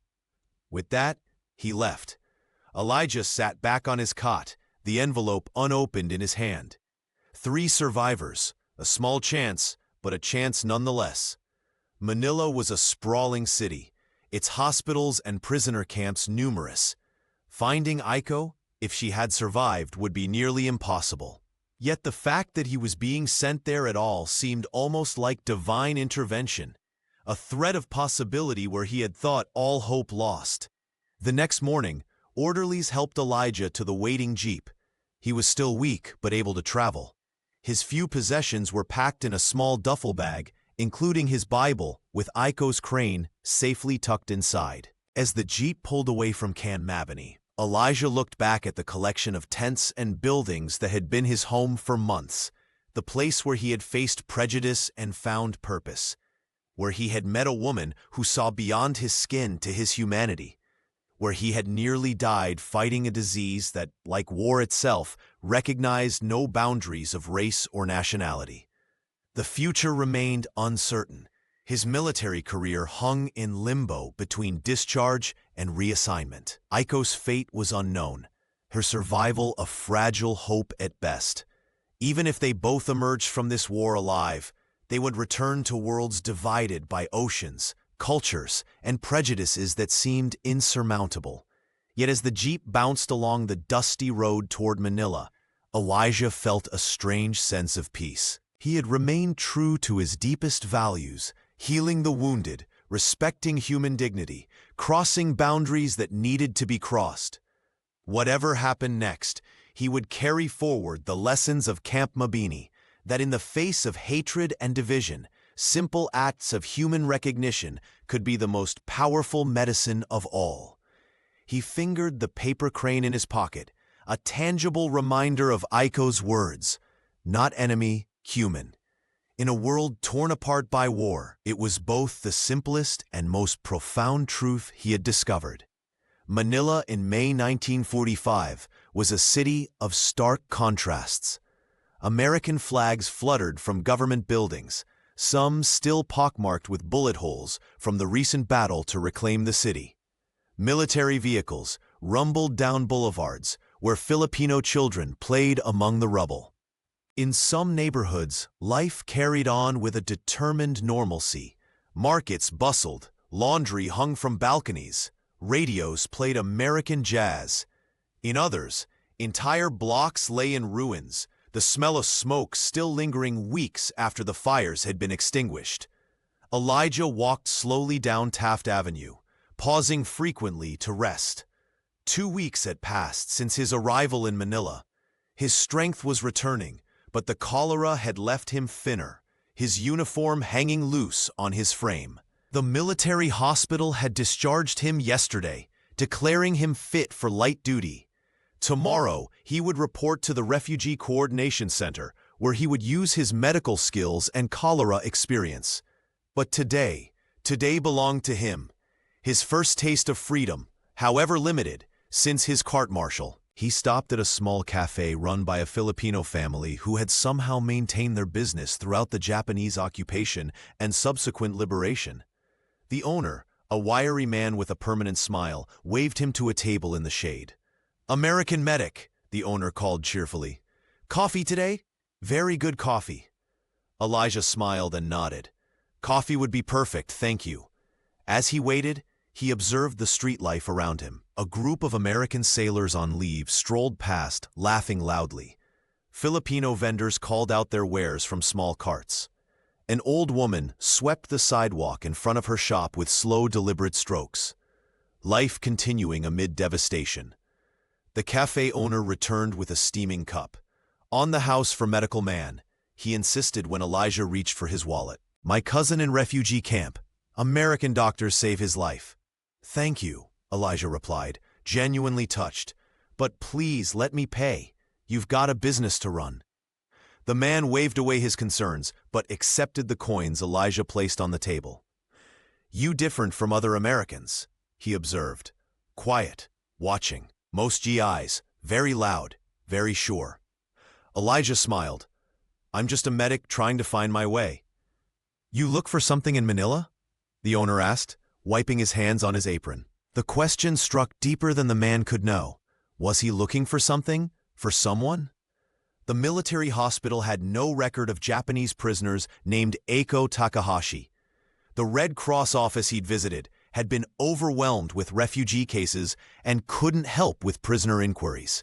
His questions at various checkpoints and command posts had been met with indifference or suspicion. Maybe, Elijah finally answered. Or maybe I'm just learning to be in a place without looking for anything at all. The cafe owner nodded as if this made perfect sense. Manila, good place for that. Everything here. Life, death, rich, poor, war, peace. He gestured to the street. All together. After finishing his coffee, Elijah continued his walk. His destination was Santo Tomas University, which had served as an internment camp during the Japanese occupation, and now housed various military administrative offices. Someone there might have records of prisoner transfers, might know if Eiko had survived the convoy attack, and where survivors had been taken. The university campus sprawled across several blocks, its once elegant Spanish colonial buildings now surrounded by military vehicles and temporary structures. Elijah approached the main gate, where two MPs checked identification papers. I need to speak with someone about prisoner records, he explained, showing his military ID. The guards exchanged glances. What kind of prisoners? One asked. Japanese. Medical personnel captured in Luzon. POW administration is Building C, the guard said, pointing across the quadrangle. But they don't give out information without proper authorization. Elijah thanked them and made his way to Building C, a 3-story structure with windows covered in wire mesh. Inside, harried clerks moved between desks piled high with folders and forms. A sergeant at the front desk looked up impatiently as Elijah approached. Yes, he asked, not bothering with pleasantries. I'm looking for information about a Japanese prisoner, a nurse named Eiko Takahashi. The sergeant frowned. Are you with intelligence? I need to see your authorization. I'm a medic, Elijah explained. She was under my care at Camp Mabini. Her transport was attacked, and I'm trying to find out if she survived. We don't provide that information to random personnel, the sergeant said dismissively. Now, if you'll excuse me, I've got actual work to do. Elijah stood his ground. She saved my life during the cholera outbreak. I just want to know if she's alive. Something in his tone made the sergeant look up again, studying Elijah's face more carefully. His expression shifted subtly. You're that colored medic, aren't you? The one from the Stars and Stripes photo. Elijah tensed. Yes, sir. To his surprise, the sergeant's face softened slightly. My brother got cholera in that outbreak. He was stationed at Mabini. Said a Negro medic figured out how to stop people from dying. He hesitated, then lowered his voice. Look, I can't give you records, but the hospital ship Hope is docked in the harbor.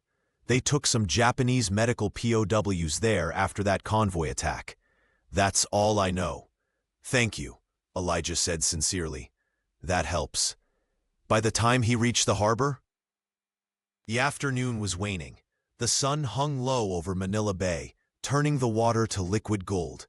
Military and merchant ships crowded the docks, part of the massive logistics operation supporting the Pacific Campaign. The USNS Hope was easy to spot, with its distinctive white hull and red crosses painted on the sides. A gangplank connected it to the dock, guarded by naval MPs who eyed Elijah suspiciously as he approached. Hospital personnel only, one said, blocking his path. I'm a medic, Elijah replied, showing his ID again. I need to speak with someone about Japanese medical POWs who might have been brought here. The guard shook his head. No visitors to prisoner wards. Orders. Elijah was about to argue when a white-uniformed nurse descended the gangplank. She was older, perhaps 50, with gray streaks in her hair and a no-nonsense expression that reminded him of his elementary school teacher. "Is there a problem here?" she asked, looking between Elijah and the guards. "No problem, ma'am," the guard replied. "This soldier was just leaving." "Actually," Elijah said quickly, addressing the nurse, "I'm trying to find information about a Japanese prisoner. A nurse named Aiko Takahashi. I heard some survivors from a convoy attack were brought here." The nurse studied him with shrewd eyes. "And why are you looking for this prisoner?" Elijah hesitated. How could he possibly explain? That Aiko had seen his humanity when others refused to? That they had formed a connection that defied the logic of war? That he needed to know if she had survived, even if he never saw her again? "I treated her for frostbite and later for cholera," he said simply. "She did the same for me when I fell ill. I just want to know if she's alive." Something in the nurse's expression changed. A recognition, perhaps, of the unspoken truth behind his words. "Wait here," she instructed, then turned and spoke quietly to the guards before heading back up the gangplank. Elijah stood at the dock for nearly 30 minutes as the sun sank lower and lights began to appear on the ships in the harbor. Just when he was about to give up, the nurse returned. "Private Brooks," she called from the gangplank. "I can tell you that a Japanese nurse with that name was treated aboard this ship 3 weeks ago for injuries sustained during transport. She was stabilized and transferred to the POW processing center at Port McKinley last week." Relief washed over him. "She's alive?" "She was when she left this ship," the nurse replied carefully. "Beyond that, I can't say." "Thank you," Elijah said, his voice thick with emotion. "Thank you for telling me." As he turned to leave, the nurse called after him. "Private Brooks, she left something behind, a note, in case anyone came looking for her."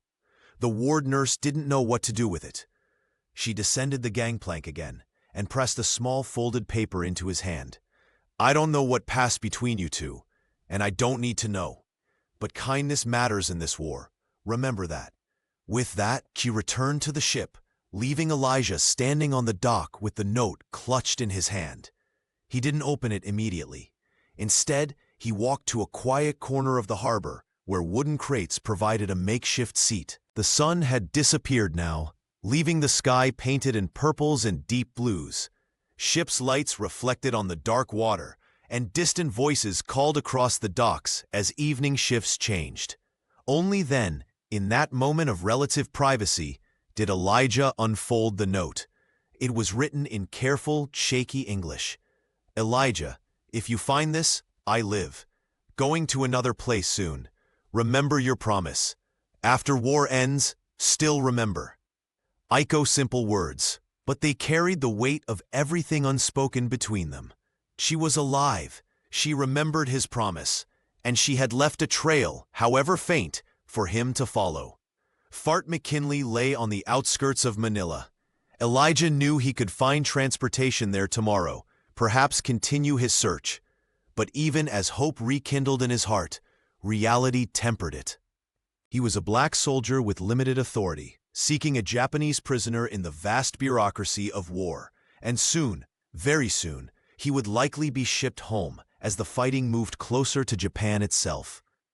The wind picked up, carrying the salt smell of the harbor. Elijah carefully folded the note and placed it with the paper crane in his Bible. Whatever happened next, he had this certainty to hold on to. Aiko had survived. Somewhere in this broken world, she still drew breath, still carried the memory of their connection. For tonight, that would be enough. A week passed. Elijah reported daily to the Refugee Coordination Center, where his experience with cholera and tropical diseases proved invaluable. Camps throughout Manila struggled with sanitation issues as displaced Filipinos crowded into whatever shelter could be found. His days were filled with treating dehydration, infected wounds, and malnutrition. At night, In the small room he had been assigned in a converted office building, Elijah plotted his next move.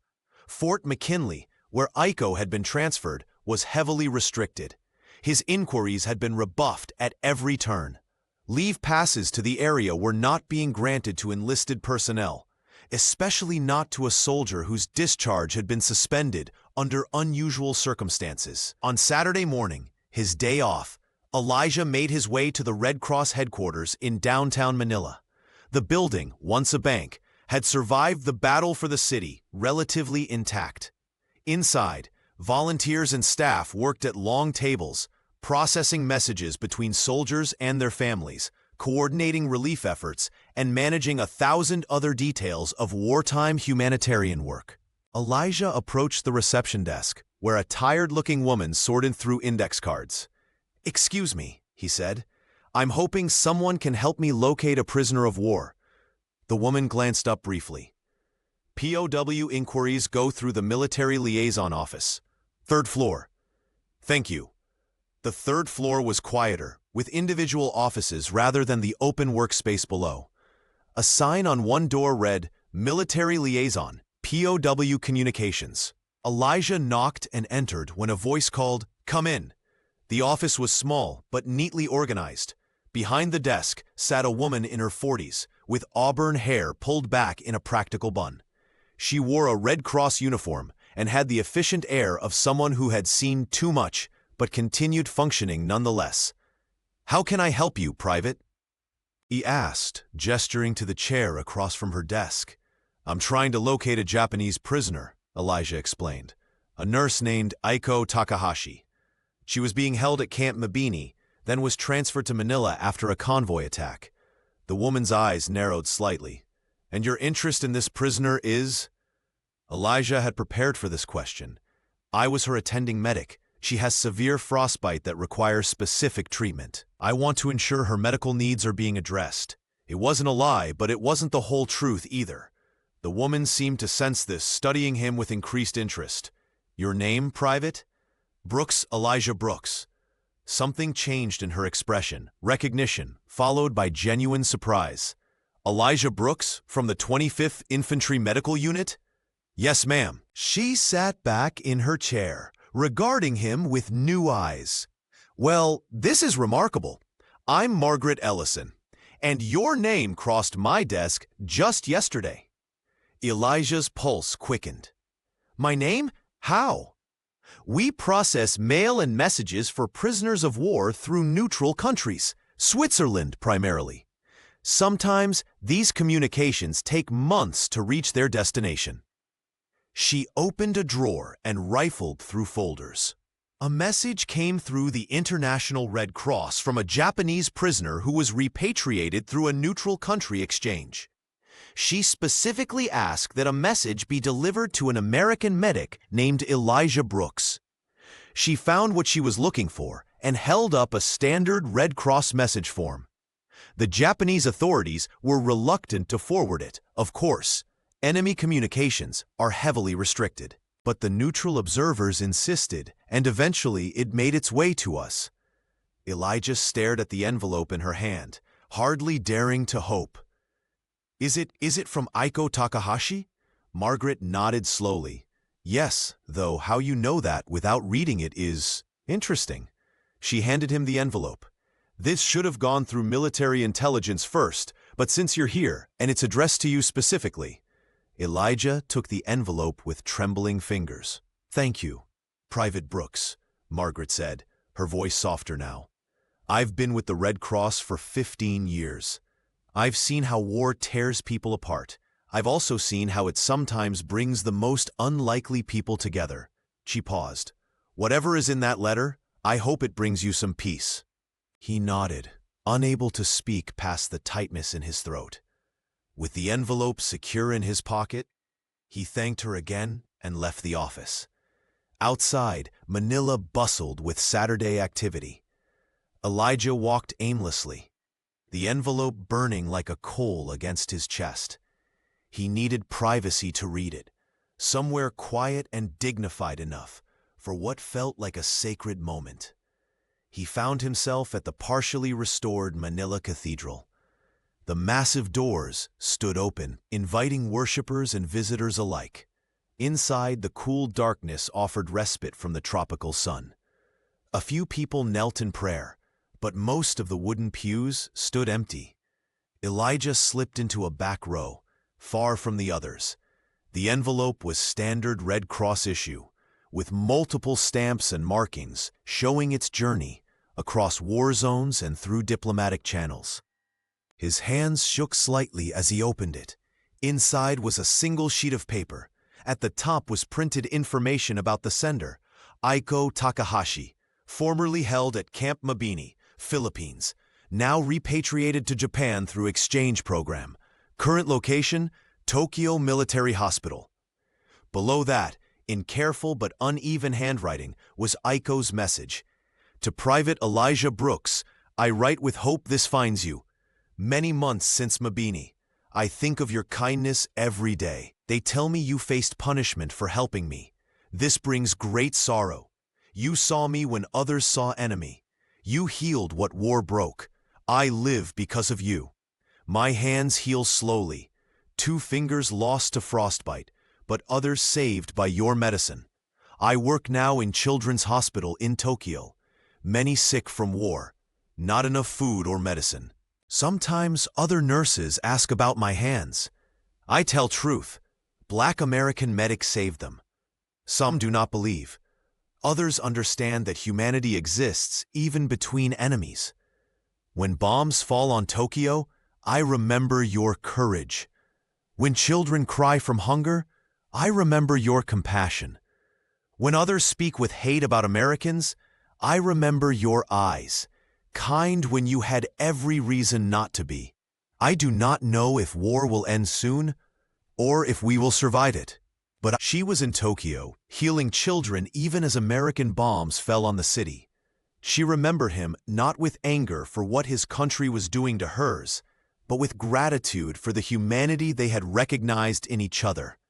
A tear slipped down his cheek, followed by another. He made no move to wipe them away.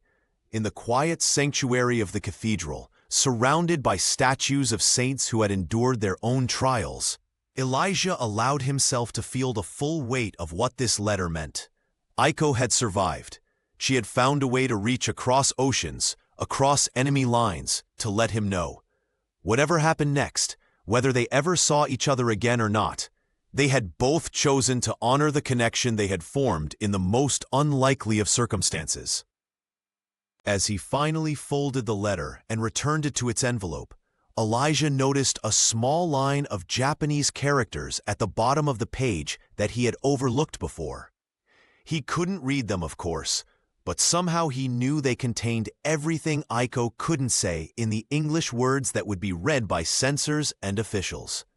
Outside the cathedral, the bright Filipino sun momentarily blinded him. The street noises rushed back. Vendors calling, jeeps honking, children laughing, life continuing, as Aiko had said, despite everything. For the first time since leaving Camp Mabini, Elijah felt something like peace settle in his heart. Whatever came next, he would face it knowing that somewhere on the other side of this vast war, someone remembered him as he truly was. Evening settled over Manila as Elijah returned to his quarters. The small room, formerly an office, contained just a cot, a wooden chair, and a rickety table. Military efficiency at its barest. But tonight, it felt like sanctuary. He sat on the edge of the cot, reading Aiko's letter again by the light of a kerosene lamp. Each time he returned to her words, he discovered new layers of meaning, new evidence of her courage and compassion. She had written this, knowing it would be read by censors on both sides, yet still managed to convey the depth of their connection. You saw me when others saw enemy. You healed what war broke. Simple words that captured exactly what had passed between them at Camp Mabini. Amid hatred and suspicion, they had recognized each other's humanity, while others saw only divisions, race, nationality, enemy. They had seen beyond those artificial boundaries to the person within. A knock at the door interrupted his thoughts. "Come in," he called, quickly tucking the letter back into its envelope. The door opened to reveal a young private with a clipboard. "Mail call, Brooks. Got a letter for you." Elijah accepted the envelope, recognizing his mother's neat handwriting. "Thanks." After the private left, Elijah opened this second letter. His mother's words flowed across the page, full of love and concern. She wrote about spring in Alabama, about the garden his father had planted, about letters from other young men from their community who were fighting in Europe. "The war news sounds hopeful," she wrote. "They say Germany will surrender any day now. Maybe Japan won't be far behind, and you can come home to us.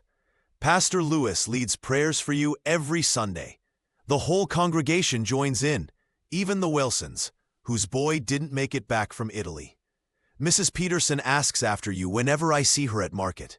Remember how she used to slip you extra candy when you helped carry her groceries? She says the world needs healing hands like yours, now more than ever. I keep your medical school application form safe in the drawer, waiting for when you return. That dream isn't gone, son. It's just delayed a while. Your father says to tell you he's saving extra from his factory wages to help with tuition when the time comes." Elijah smiled at his mother's unwavering faith in his future. She didn't know about his near discharge, about the precarious nature of his current status. Even if he returned with an honorable discharge, still not guaranteed, the road to medical school would be difficult for a black man in Alabama. But his mother's belief in him never wavered. He placed her letter beside Aiko's on the small table. Two women who had shaped his life in profoundly different ways. One who had given him life and nurtured his dreams. One who had seen his true self amid the chaos of war. Both offering a kind of love that transcended circumstance. Outside, distant explosions rumbled. Practice drills, or perhaps actual fighting in the hills beyond Manila. The war continued its inexorable grind. Yet here, in this small room, with these two letters, Elijah felt strangely insulated from its madness. He pulled out his journal and began to write. May 12, 1945. Aiko is alive. Her letter came today through the Red Cross, written months ago, but only now finding its way to me. She's in Tokyo, working in a children's hospital despite losing 2 fingers to frostbite. She remembers me not as an enemy, but as a fellow healer. The distance between us, physical, cultural, political, seems both vast and insignificant in the face of what we recognized in each other. Mama wrote too, still believing in my future as a doctor, still seeing possibilities I sometimes doubt myself. Tonight, as bombs fall somewhere in these islands, and perhaps on Tokyo too, I find myself thinking about what remains when war strips everything else away. Not nationality, not race, not uniform or rank, or the artificial boundaries we create. Just our shared humanity, our capacity to see each other truly and to choose compassion over hatred. Aiko wrote that cherry trees still bloom in Tokyo despite the bombs. Life continues. Perhaps that's all any of us can hope for, that life continues, that something beautiful persists even amid destruction. I don't know if I will ever see her again. The odds seem impossible. Yet somehow, across thousands of miles and enemy lines, her words found me. Perhaps that's enough of a miracle for now. He closed the journal as air raid sirens began to wail in the distance. Tomorrow he would report for duty at the refugee center. The work of healing would continue, regardless of personal joys or sorrows. That was the oath he had taken, the path he had chosen. But tonight, in the quiet of his room with Aiko's letter safely tucked inside his Bible, alongside the paper crane, Elijah allowed himself to believe in impossible things.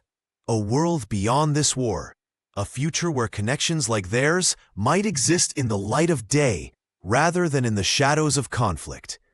Outside, fireworks suddenly burst over the harbor. Not bombs, but celebrations. News had arrived from Europe. Germany had surrendered. The war there was over. Cheers erupted from nearby barracks and Filipino neighborhoods alike. Elijah moved to the window, watching the colored lights bloom against the night sky. One war ending, another still raging. Yet change was coming, unstoppable as the tide. What would it bring for him? For Aiko? For all those caught in the machinery of hatred that war both created and fed upon? He didn't know. But as he watched the fireworks reflect on Manila Bay, Elijah felt something he hadn't experienced in a long time. Hope. Not just for the war's end, but for what might be possible in its aftermath. A world where the boundaries between people might be a little less rigid, a little more permeable to human connection. With that fragile hope in his heart, he returned to his cot, Aiko's words following him into dreams. Cherry trees still bloom in Tokyo, despite bombs. Life continues. Morning light streamed through the small window of Elijah's quarters, waking him earlier than usual. He dressed quickly in his uniform, now properly fitting again as he had regained most of the weight lost during his illness. A glance in the small mirror revealed a face both familiar and changed. The same features but with a new gravity in the eyes. A certain hard-won wisdom that hadn't been there before the war. At the Refugee Coordination Center, the mood was lighter than usual. News of Germany's surrender had lifted spirits throughout Manila. Even the Filipino refugees seemed to sense a shift, a feeling that perhaps their own trials might soon end as well. Brooks called Captain Lewis, who had been transferred to Manila around the same time as Elijah. "My office, please." Elijah followed him to a partitioned corner of the warehouse that served as the center's headquarters. Lewis gestured to a folding chair. "I've got news," Lewis said without preamble. "Your status has been resolved." Elijah's heart skipped a beat. "Sir?" "The review board finally made a decision. Your dishonorable discharge has been revoked." Lewis smiled slightly. "In fact, you're being honorably discharged as of next week." Relief washed over Elijah. An honorable discharge meant benefits, meant the GI Bill, meant a real chance at medical school. "Thank you, sir. I don't know what to say." "Don't thank me. Thank your work during the cholera outbreak. Even Lieutenant Harris couldn't argue with the number of lives you saved." Lewis shuffled some papers on his makeshift desk. "You'll ship out on the Merryweather next Friday. San Francisco first, then transport home to Alabama." Elijah nodded, processing this information. Home. After more than a year in the Pacific, he was going home. He should have felt nothing but joy, but a complicated tangle of emotions rose in his chest. "Something wrong, Brooks?" Lewis asked, noticing his hesitation. "No, sir. It's just, there's someone I was hoping to locate before I left." Lewis's expression softened with understanding. "The Japanese nurse? Aiko Takahashi?" Elijah shouldn't have been surprised that Lewis knew. The captain had been there through the outbreak, had seen Aiko caring for Elijah when he fell ill. "Yes, sir. I received a letter from her through the Red Cross. She's been repatriated to Tokyo." "I see." Lewis leaned back in his chair. "Brooks, Japan is still an active war zone. Tokyo is being bombed regularly. Even if you weren't shipping out, there would be no way to reach her until after the war." "I know that, sir. Elijah struggled to articulate what he was feeling. "I wanted to write back at least, to let her know I received her letter." Lewis nodded thoughtfully. "The Red Cross might be able to help with that. Their messages sometimes get through, even to Japan." He paused. "But I have to ask, what do you hope will come of this? She's in Japan. You're heading back to Alabama. The world isn't exactly designed for—" He trailed off, not finishing the thought. But Elijah understood what remained unspoken. The world wasn't designed for relationships that crossed so many boundaries: race, nationality, the divide between former enemies. Even if the war ended tomorrow, the obstacles would be nearly insurmountable. "I don't know what I hope for, sir," Elijah admitted. "I just know I need to respond to her letter. What happens after that? I'll leave that to God." Lewis studied him for a moment, then nodded. The Red Cross office on Dewey Boulevard handles repatriation communications. They might be able to help. He shuffled papers again. You've got the rest of today and tomorrow off. Consider it a reward for your service. Thank you, sir.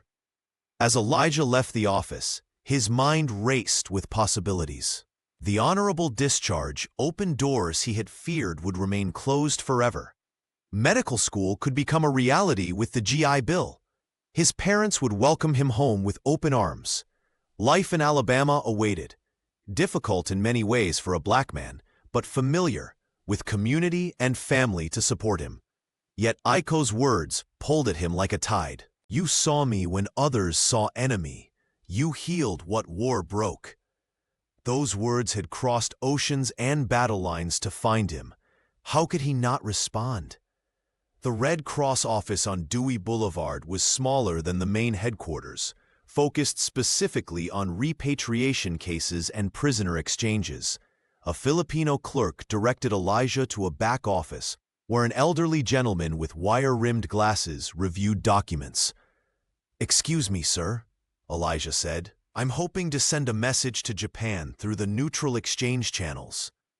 The man looked up, assessing Elijah with kind but tired eyes. "That's becoming increasingly difficult, young man. The Japanese government is restricting all communications as the war situation deteriorates." "I understand, but this is important. It's a response to a nurse who worked at a children's hospital in Tokyo. She sent me a message through your organization." The man gestured to a chair. "Sit down. Let me see what I can do." He pulled out a standard form.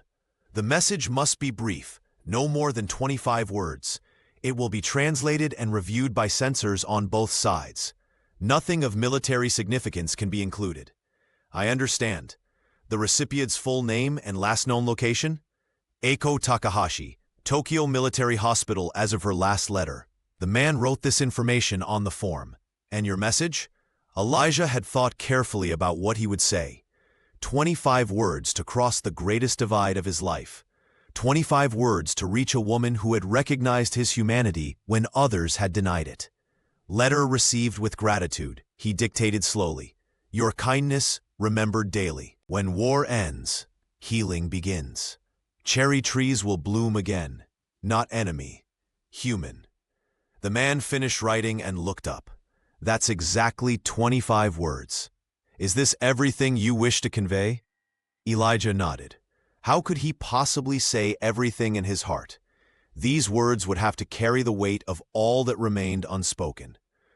"I should warn you," the man said gently, "that the chances of this message reaching Tokyo are slim. The bombing campaign has disrupted mail services. And even if it arrives, finding one nurse in a city of millions during wartime? I understand the odds," Elijah replied, "but I have to try." The man nodded, respect visible in his eyes. "I'll submit it today. There's a diplomatic pouch leaving for Switzerland tomorrow." He hesitated, then added, "Whatever connection you share with this woman must be extraordinary to attempt this." "It is," Elijah said simply. As he left the Red Cross office, Elijah felt a weight lift from his shoulders. He had done what he could. Whether his words ever reached Aiko or not, he had honored their connection, had reached back across the void she had first bridged with her letter. The rest of the day, he wandered through Manila, observing the city as if seeing it for the first time. Children played in the rubble of bombed buildings. Street vendors sold fruits and cooked food. American soldiers mingled with Filipino civilians. Life continuing amid destruction, just as Aiko had observed about Tokyo. By late afternoon, he found himself at the harbor, watching ships come and go, the massive machinery of war in motion. Next week, he would board one of those ships, heading east toward home, leaving the Pacific and all its complicated memories behind. Or would he? Could anyone truly leave behind experiences that had transformed them so completely?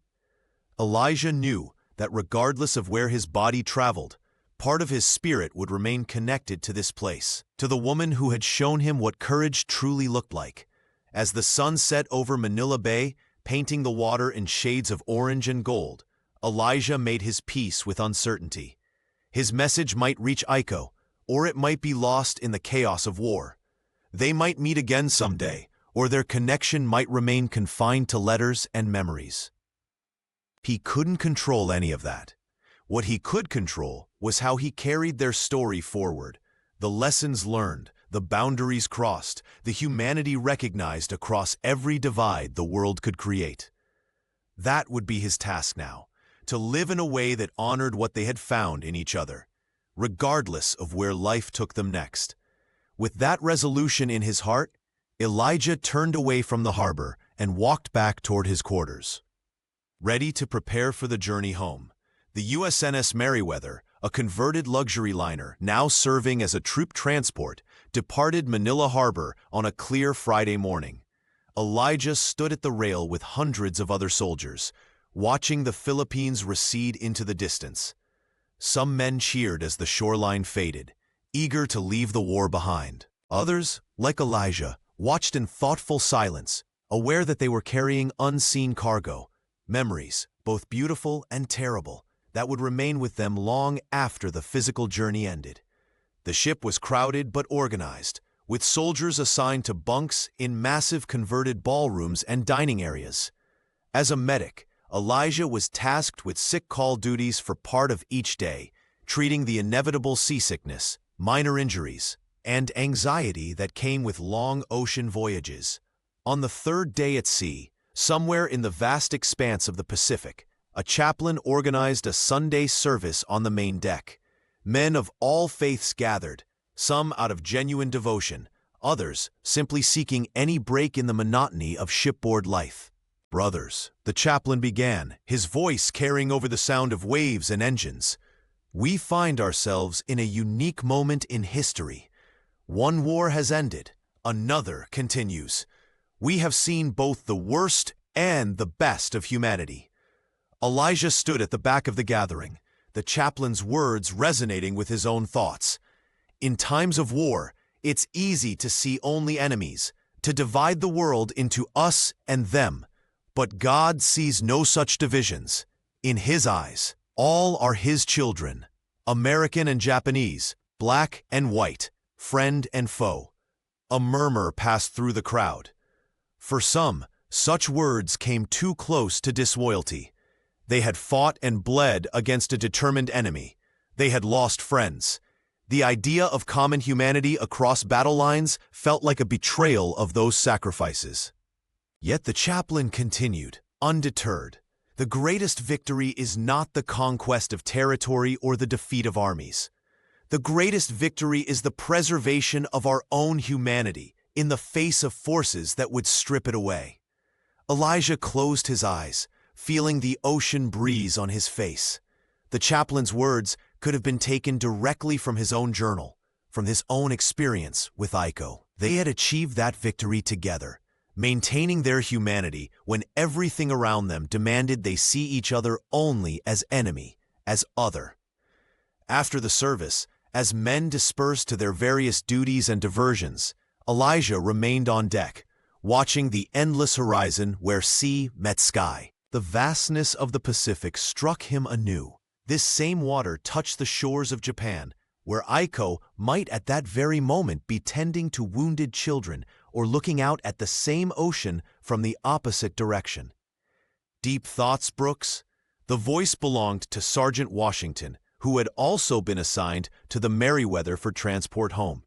"Just taking it all in, Sarge," Elijah replied, making room at the rail.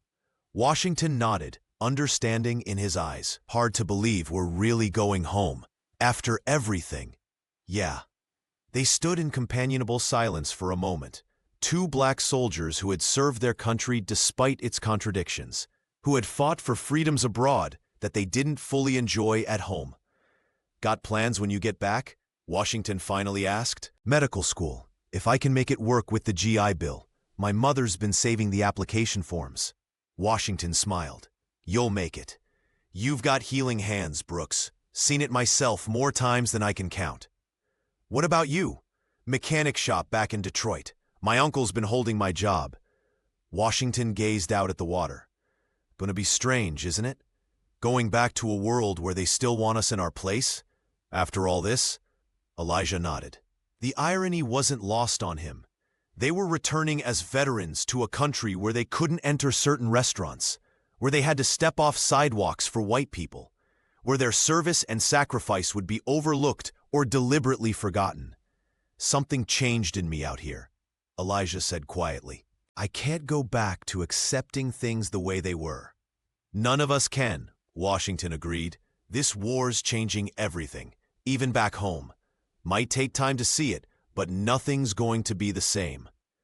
A flock of seabirds appeared, circling the ship before continuing their own journey across the vast ocean. Elijah watched them until they disappeared, marveling at their freedom, their disregard for the human boundaries below. In the days that followed, the Merryweather made steady progress eastward. Somewhere in the middle of the Pacific, word came over the ship's loudspeakers. Another island taken, another step closer to Japan itself. The men cheered, sensing the war's end approaching, even if months of hard fighting remained. Elijah performed his medical duties, played occasional card games with Washington and other soldiers, and spent long hours at the rail, watching the unchanging seascape and thinking about the road ahead. Each night, before sleep, he read Aiko's letter again, her words now committed to memory, but still powerful on the page. The ship entered thick fog as it approached the California coast.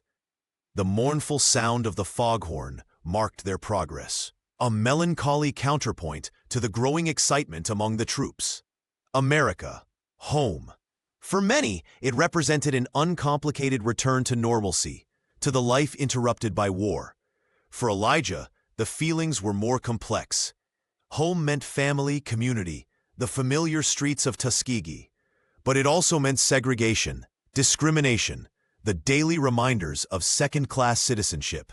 The fog surrounding the ship seemed an appropriate metaphor for his own uncertainty about what awaited him. On the final morning of the voyage, Elijah stood at the rail as the fog began to lift. Gradually, the shoreline of San Francisco appeared, first as a ghostly outline, then with increasing clarity. The magnificent span of the Golden Gate Bridge emerged from the mist, its orange-red towers reaching toward the clearing sky. A cheer went up from the soldiers lining the rails. Home, America. The end of one journey, the beginning of another. As the Merryweather passed under the bridge, entering San Francisco Bay, Elijah thought again of Aiko's words. Cherry trees still bloom in Tokyo despite bombs. Life continues. Here, too, life continued. San Francisco bustled with activity. Ships coming and going, planes overhead, the city rising up the hills in tiers of buildings that had never known bombing or occupation. America, untouched by the physical destruction that had ravaged so much of the world. Yet the country had not emerged unchanged. The men returning on this ship and countless others carried the war within them, its lessons, its traumas, its unexpected moments of grace. They would bring those experiences back to their homes and communities, would pass them on to children and grandchildren. Whether or not he ever saw Aiko again, that lesson would remain with him, would inform every life he touched as a doctor, as a citizen, as a man trying to live with dignity in a world still learning what that word truly meant. As the ship docked and preparations for disembarkation began, Elijah took one last look at the vast Pacific stretching westward. Somewhere beyond that horizon lay Japan, lay Tokyo, lay a woman who had seen his humanity when others refused to. Not enemy, human. Their shared truth, their quiet defiance against the hatred that war both fed upon and generated. Whatever came next, he would carry that truth forward, would live it in ways both small and large. The fog had lifted completely now. The California sun shone down on San Francisco Bay, on the Merryweather, on hundreds of soldiers preparing to return to lives interrupted by war. It shone down on Elijah Brooks, medic, healer, man forever changed by an unexpected meeting of souls in the most unlikely of circumstances. The journey home continued. Spring, 1946. The dogwood trees bloomed white against the deep blue Alabama sky. Elijah sat on the front porch of his parents' modest home, watching as his father carefully pruned rose bushes that lined the walkway. 6 months had passed since his return from the Pacific. 6 months of readjustment, of reconnecting, of navigating the familiar world with new eyes. Tuskegee had changed little during his absence. The same dirt roads ran between houses where black families had lived for generations. The same church bell rang on Sundays, calling the faithful to worship. The same unwritten rules governed interactions between black and white residents, where each could walk, sit, shop, exist. Yet something had shifted, not in the external world, but in the people themselves. Veterans had returned with new perspectives, new awareness of possibilities beyond the boundaries of Southern society. Conversations on front porches and in barbershops had taken on a different tone, less resigned, more questioning, occasionally even hopeful. Elijah felt the change in himself most acutely. The medical school application forms his mother had saved now sat completed on his desk, ready to be mailed. The GI Bill would make possible what had once seemed an impossible dream.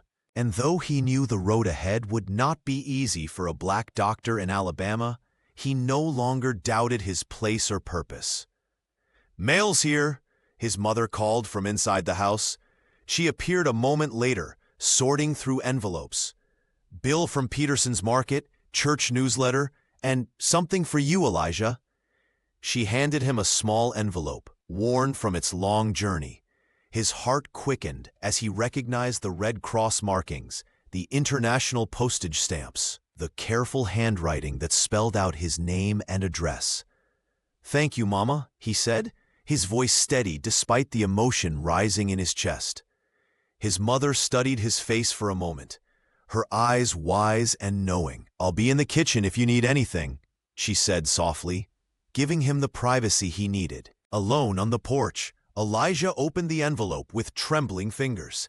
Inside was a single sheet of paper, another Red Cross message form, similar to the one he had sent from Manila nearly a year earlier. The message was brief, constrained by the same 25-word limit he had faced. Message received: Tokyo rebuilding slowly, working with orphan children. Your kindness gave me strength through darkest days. When healing hands meet again, perhaps cherry blossoms. Below the English text were Japanese characters, Aiko's name, and what appeared to be a traditional signature.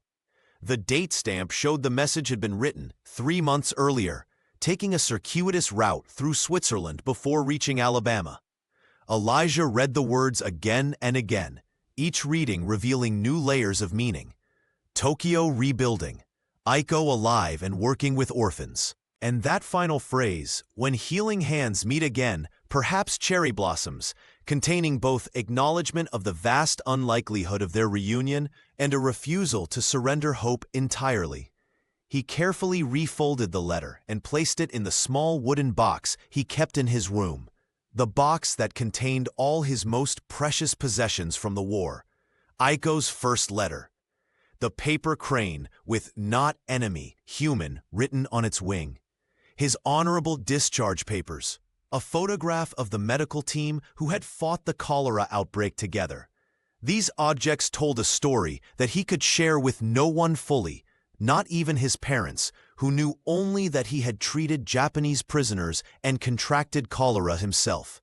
They couldn't understand the profound connection that had formed across enemy lines, the recognition that had transcended every barrier of language, culture, and war.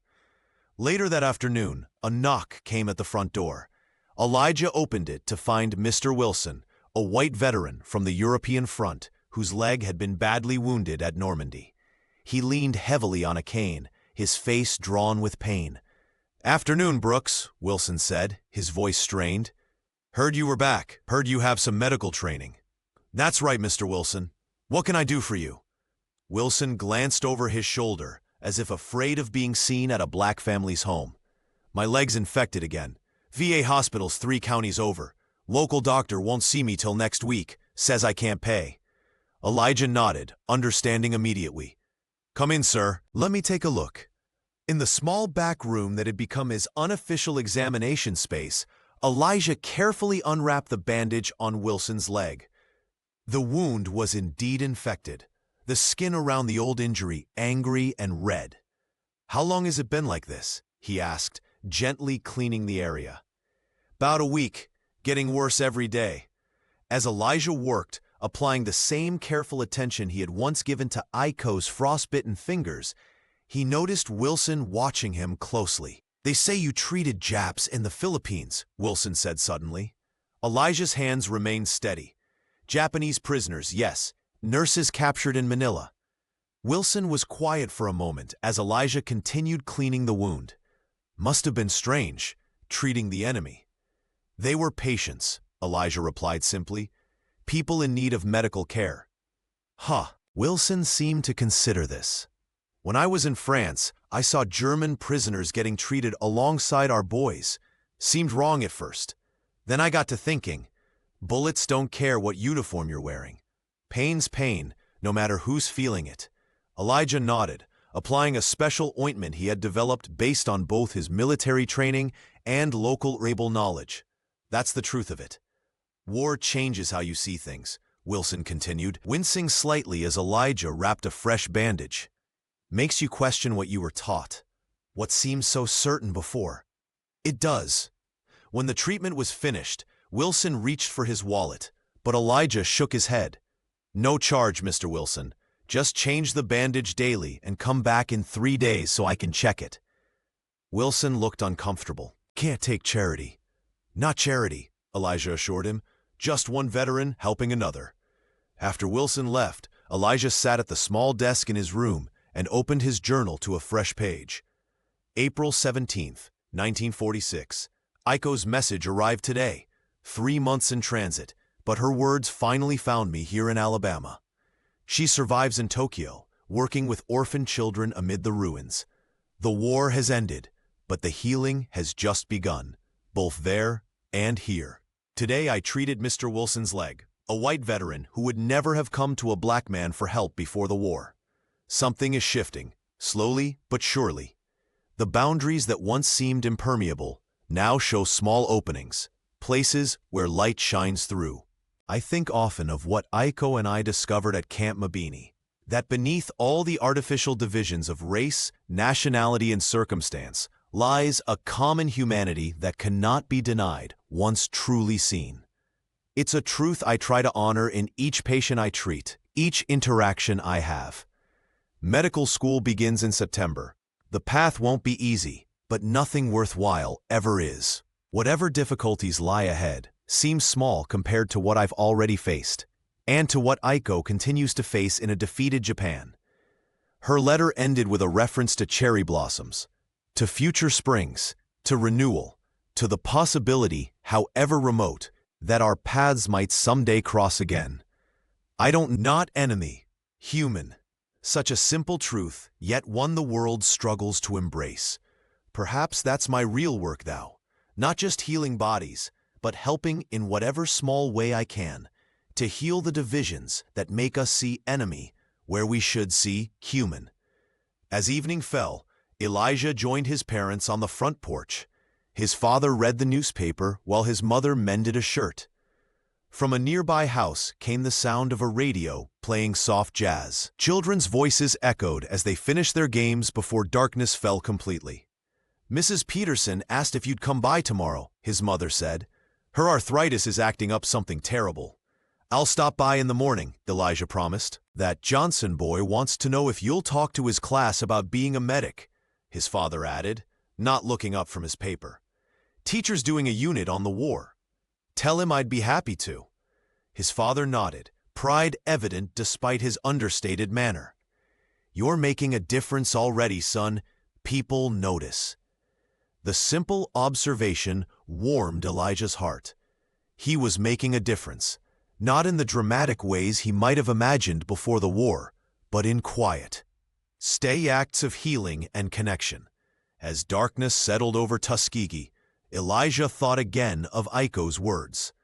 Tokyo rebuilding, working with orphaned children, perhaps cherry blossoms.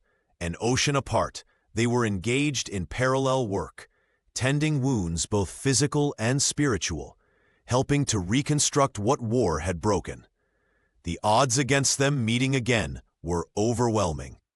The world remained divided by borders, prejudices, and the lingering animosity of war. Yet something in him refused to relinquish hope entirely. If their paths had crossed once in the chaos of war, who could say what might be possible in peace? For now, it was enough to know that somewhere in Tokyo, Aiko remembered him as he remembered her. That their brief, unlikely connection had illuminated a truth powerful enough to sustain them both through darkness. That in a world still learning to see beyond its divisions, they had recognized each other's full humanity. Not enemy, human. As the stars appeared in the Alabama night sky, the same stars visible from Tokyo, from Manila, from every corner of a world slowly healing from war, Elijah Brooks felt a deep, quiet peace. Whatever the future held, he would face it carrying the most important lesson of his war experience, that the boundaries between people, however ancient or imposing, could never fully contain the human spirit's capacity for recognition, compassion, and love. The paper crane remained safely in his wooden box alongside Aiko's letters, a fragile token of an enduring truth preserved against forgetting. Not enemy, human. The most profound victory either of them would ever know.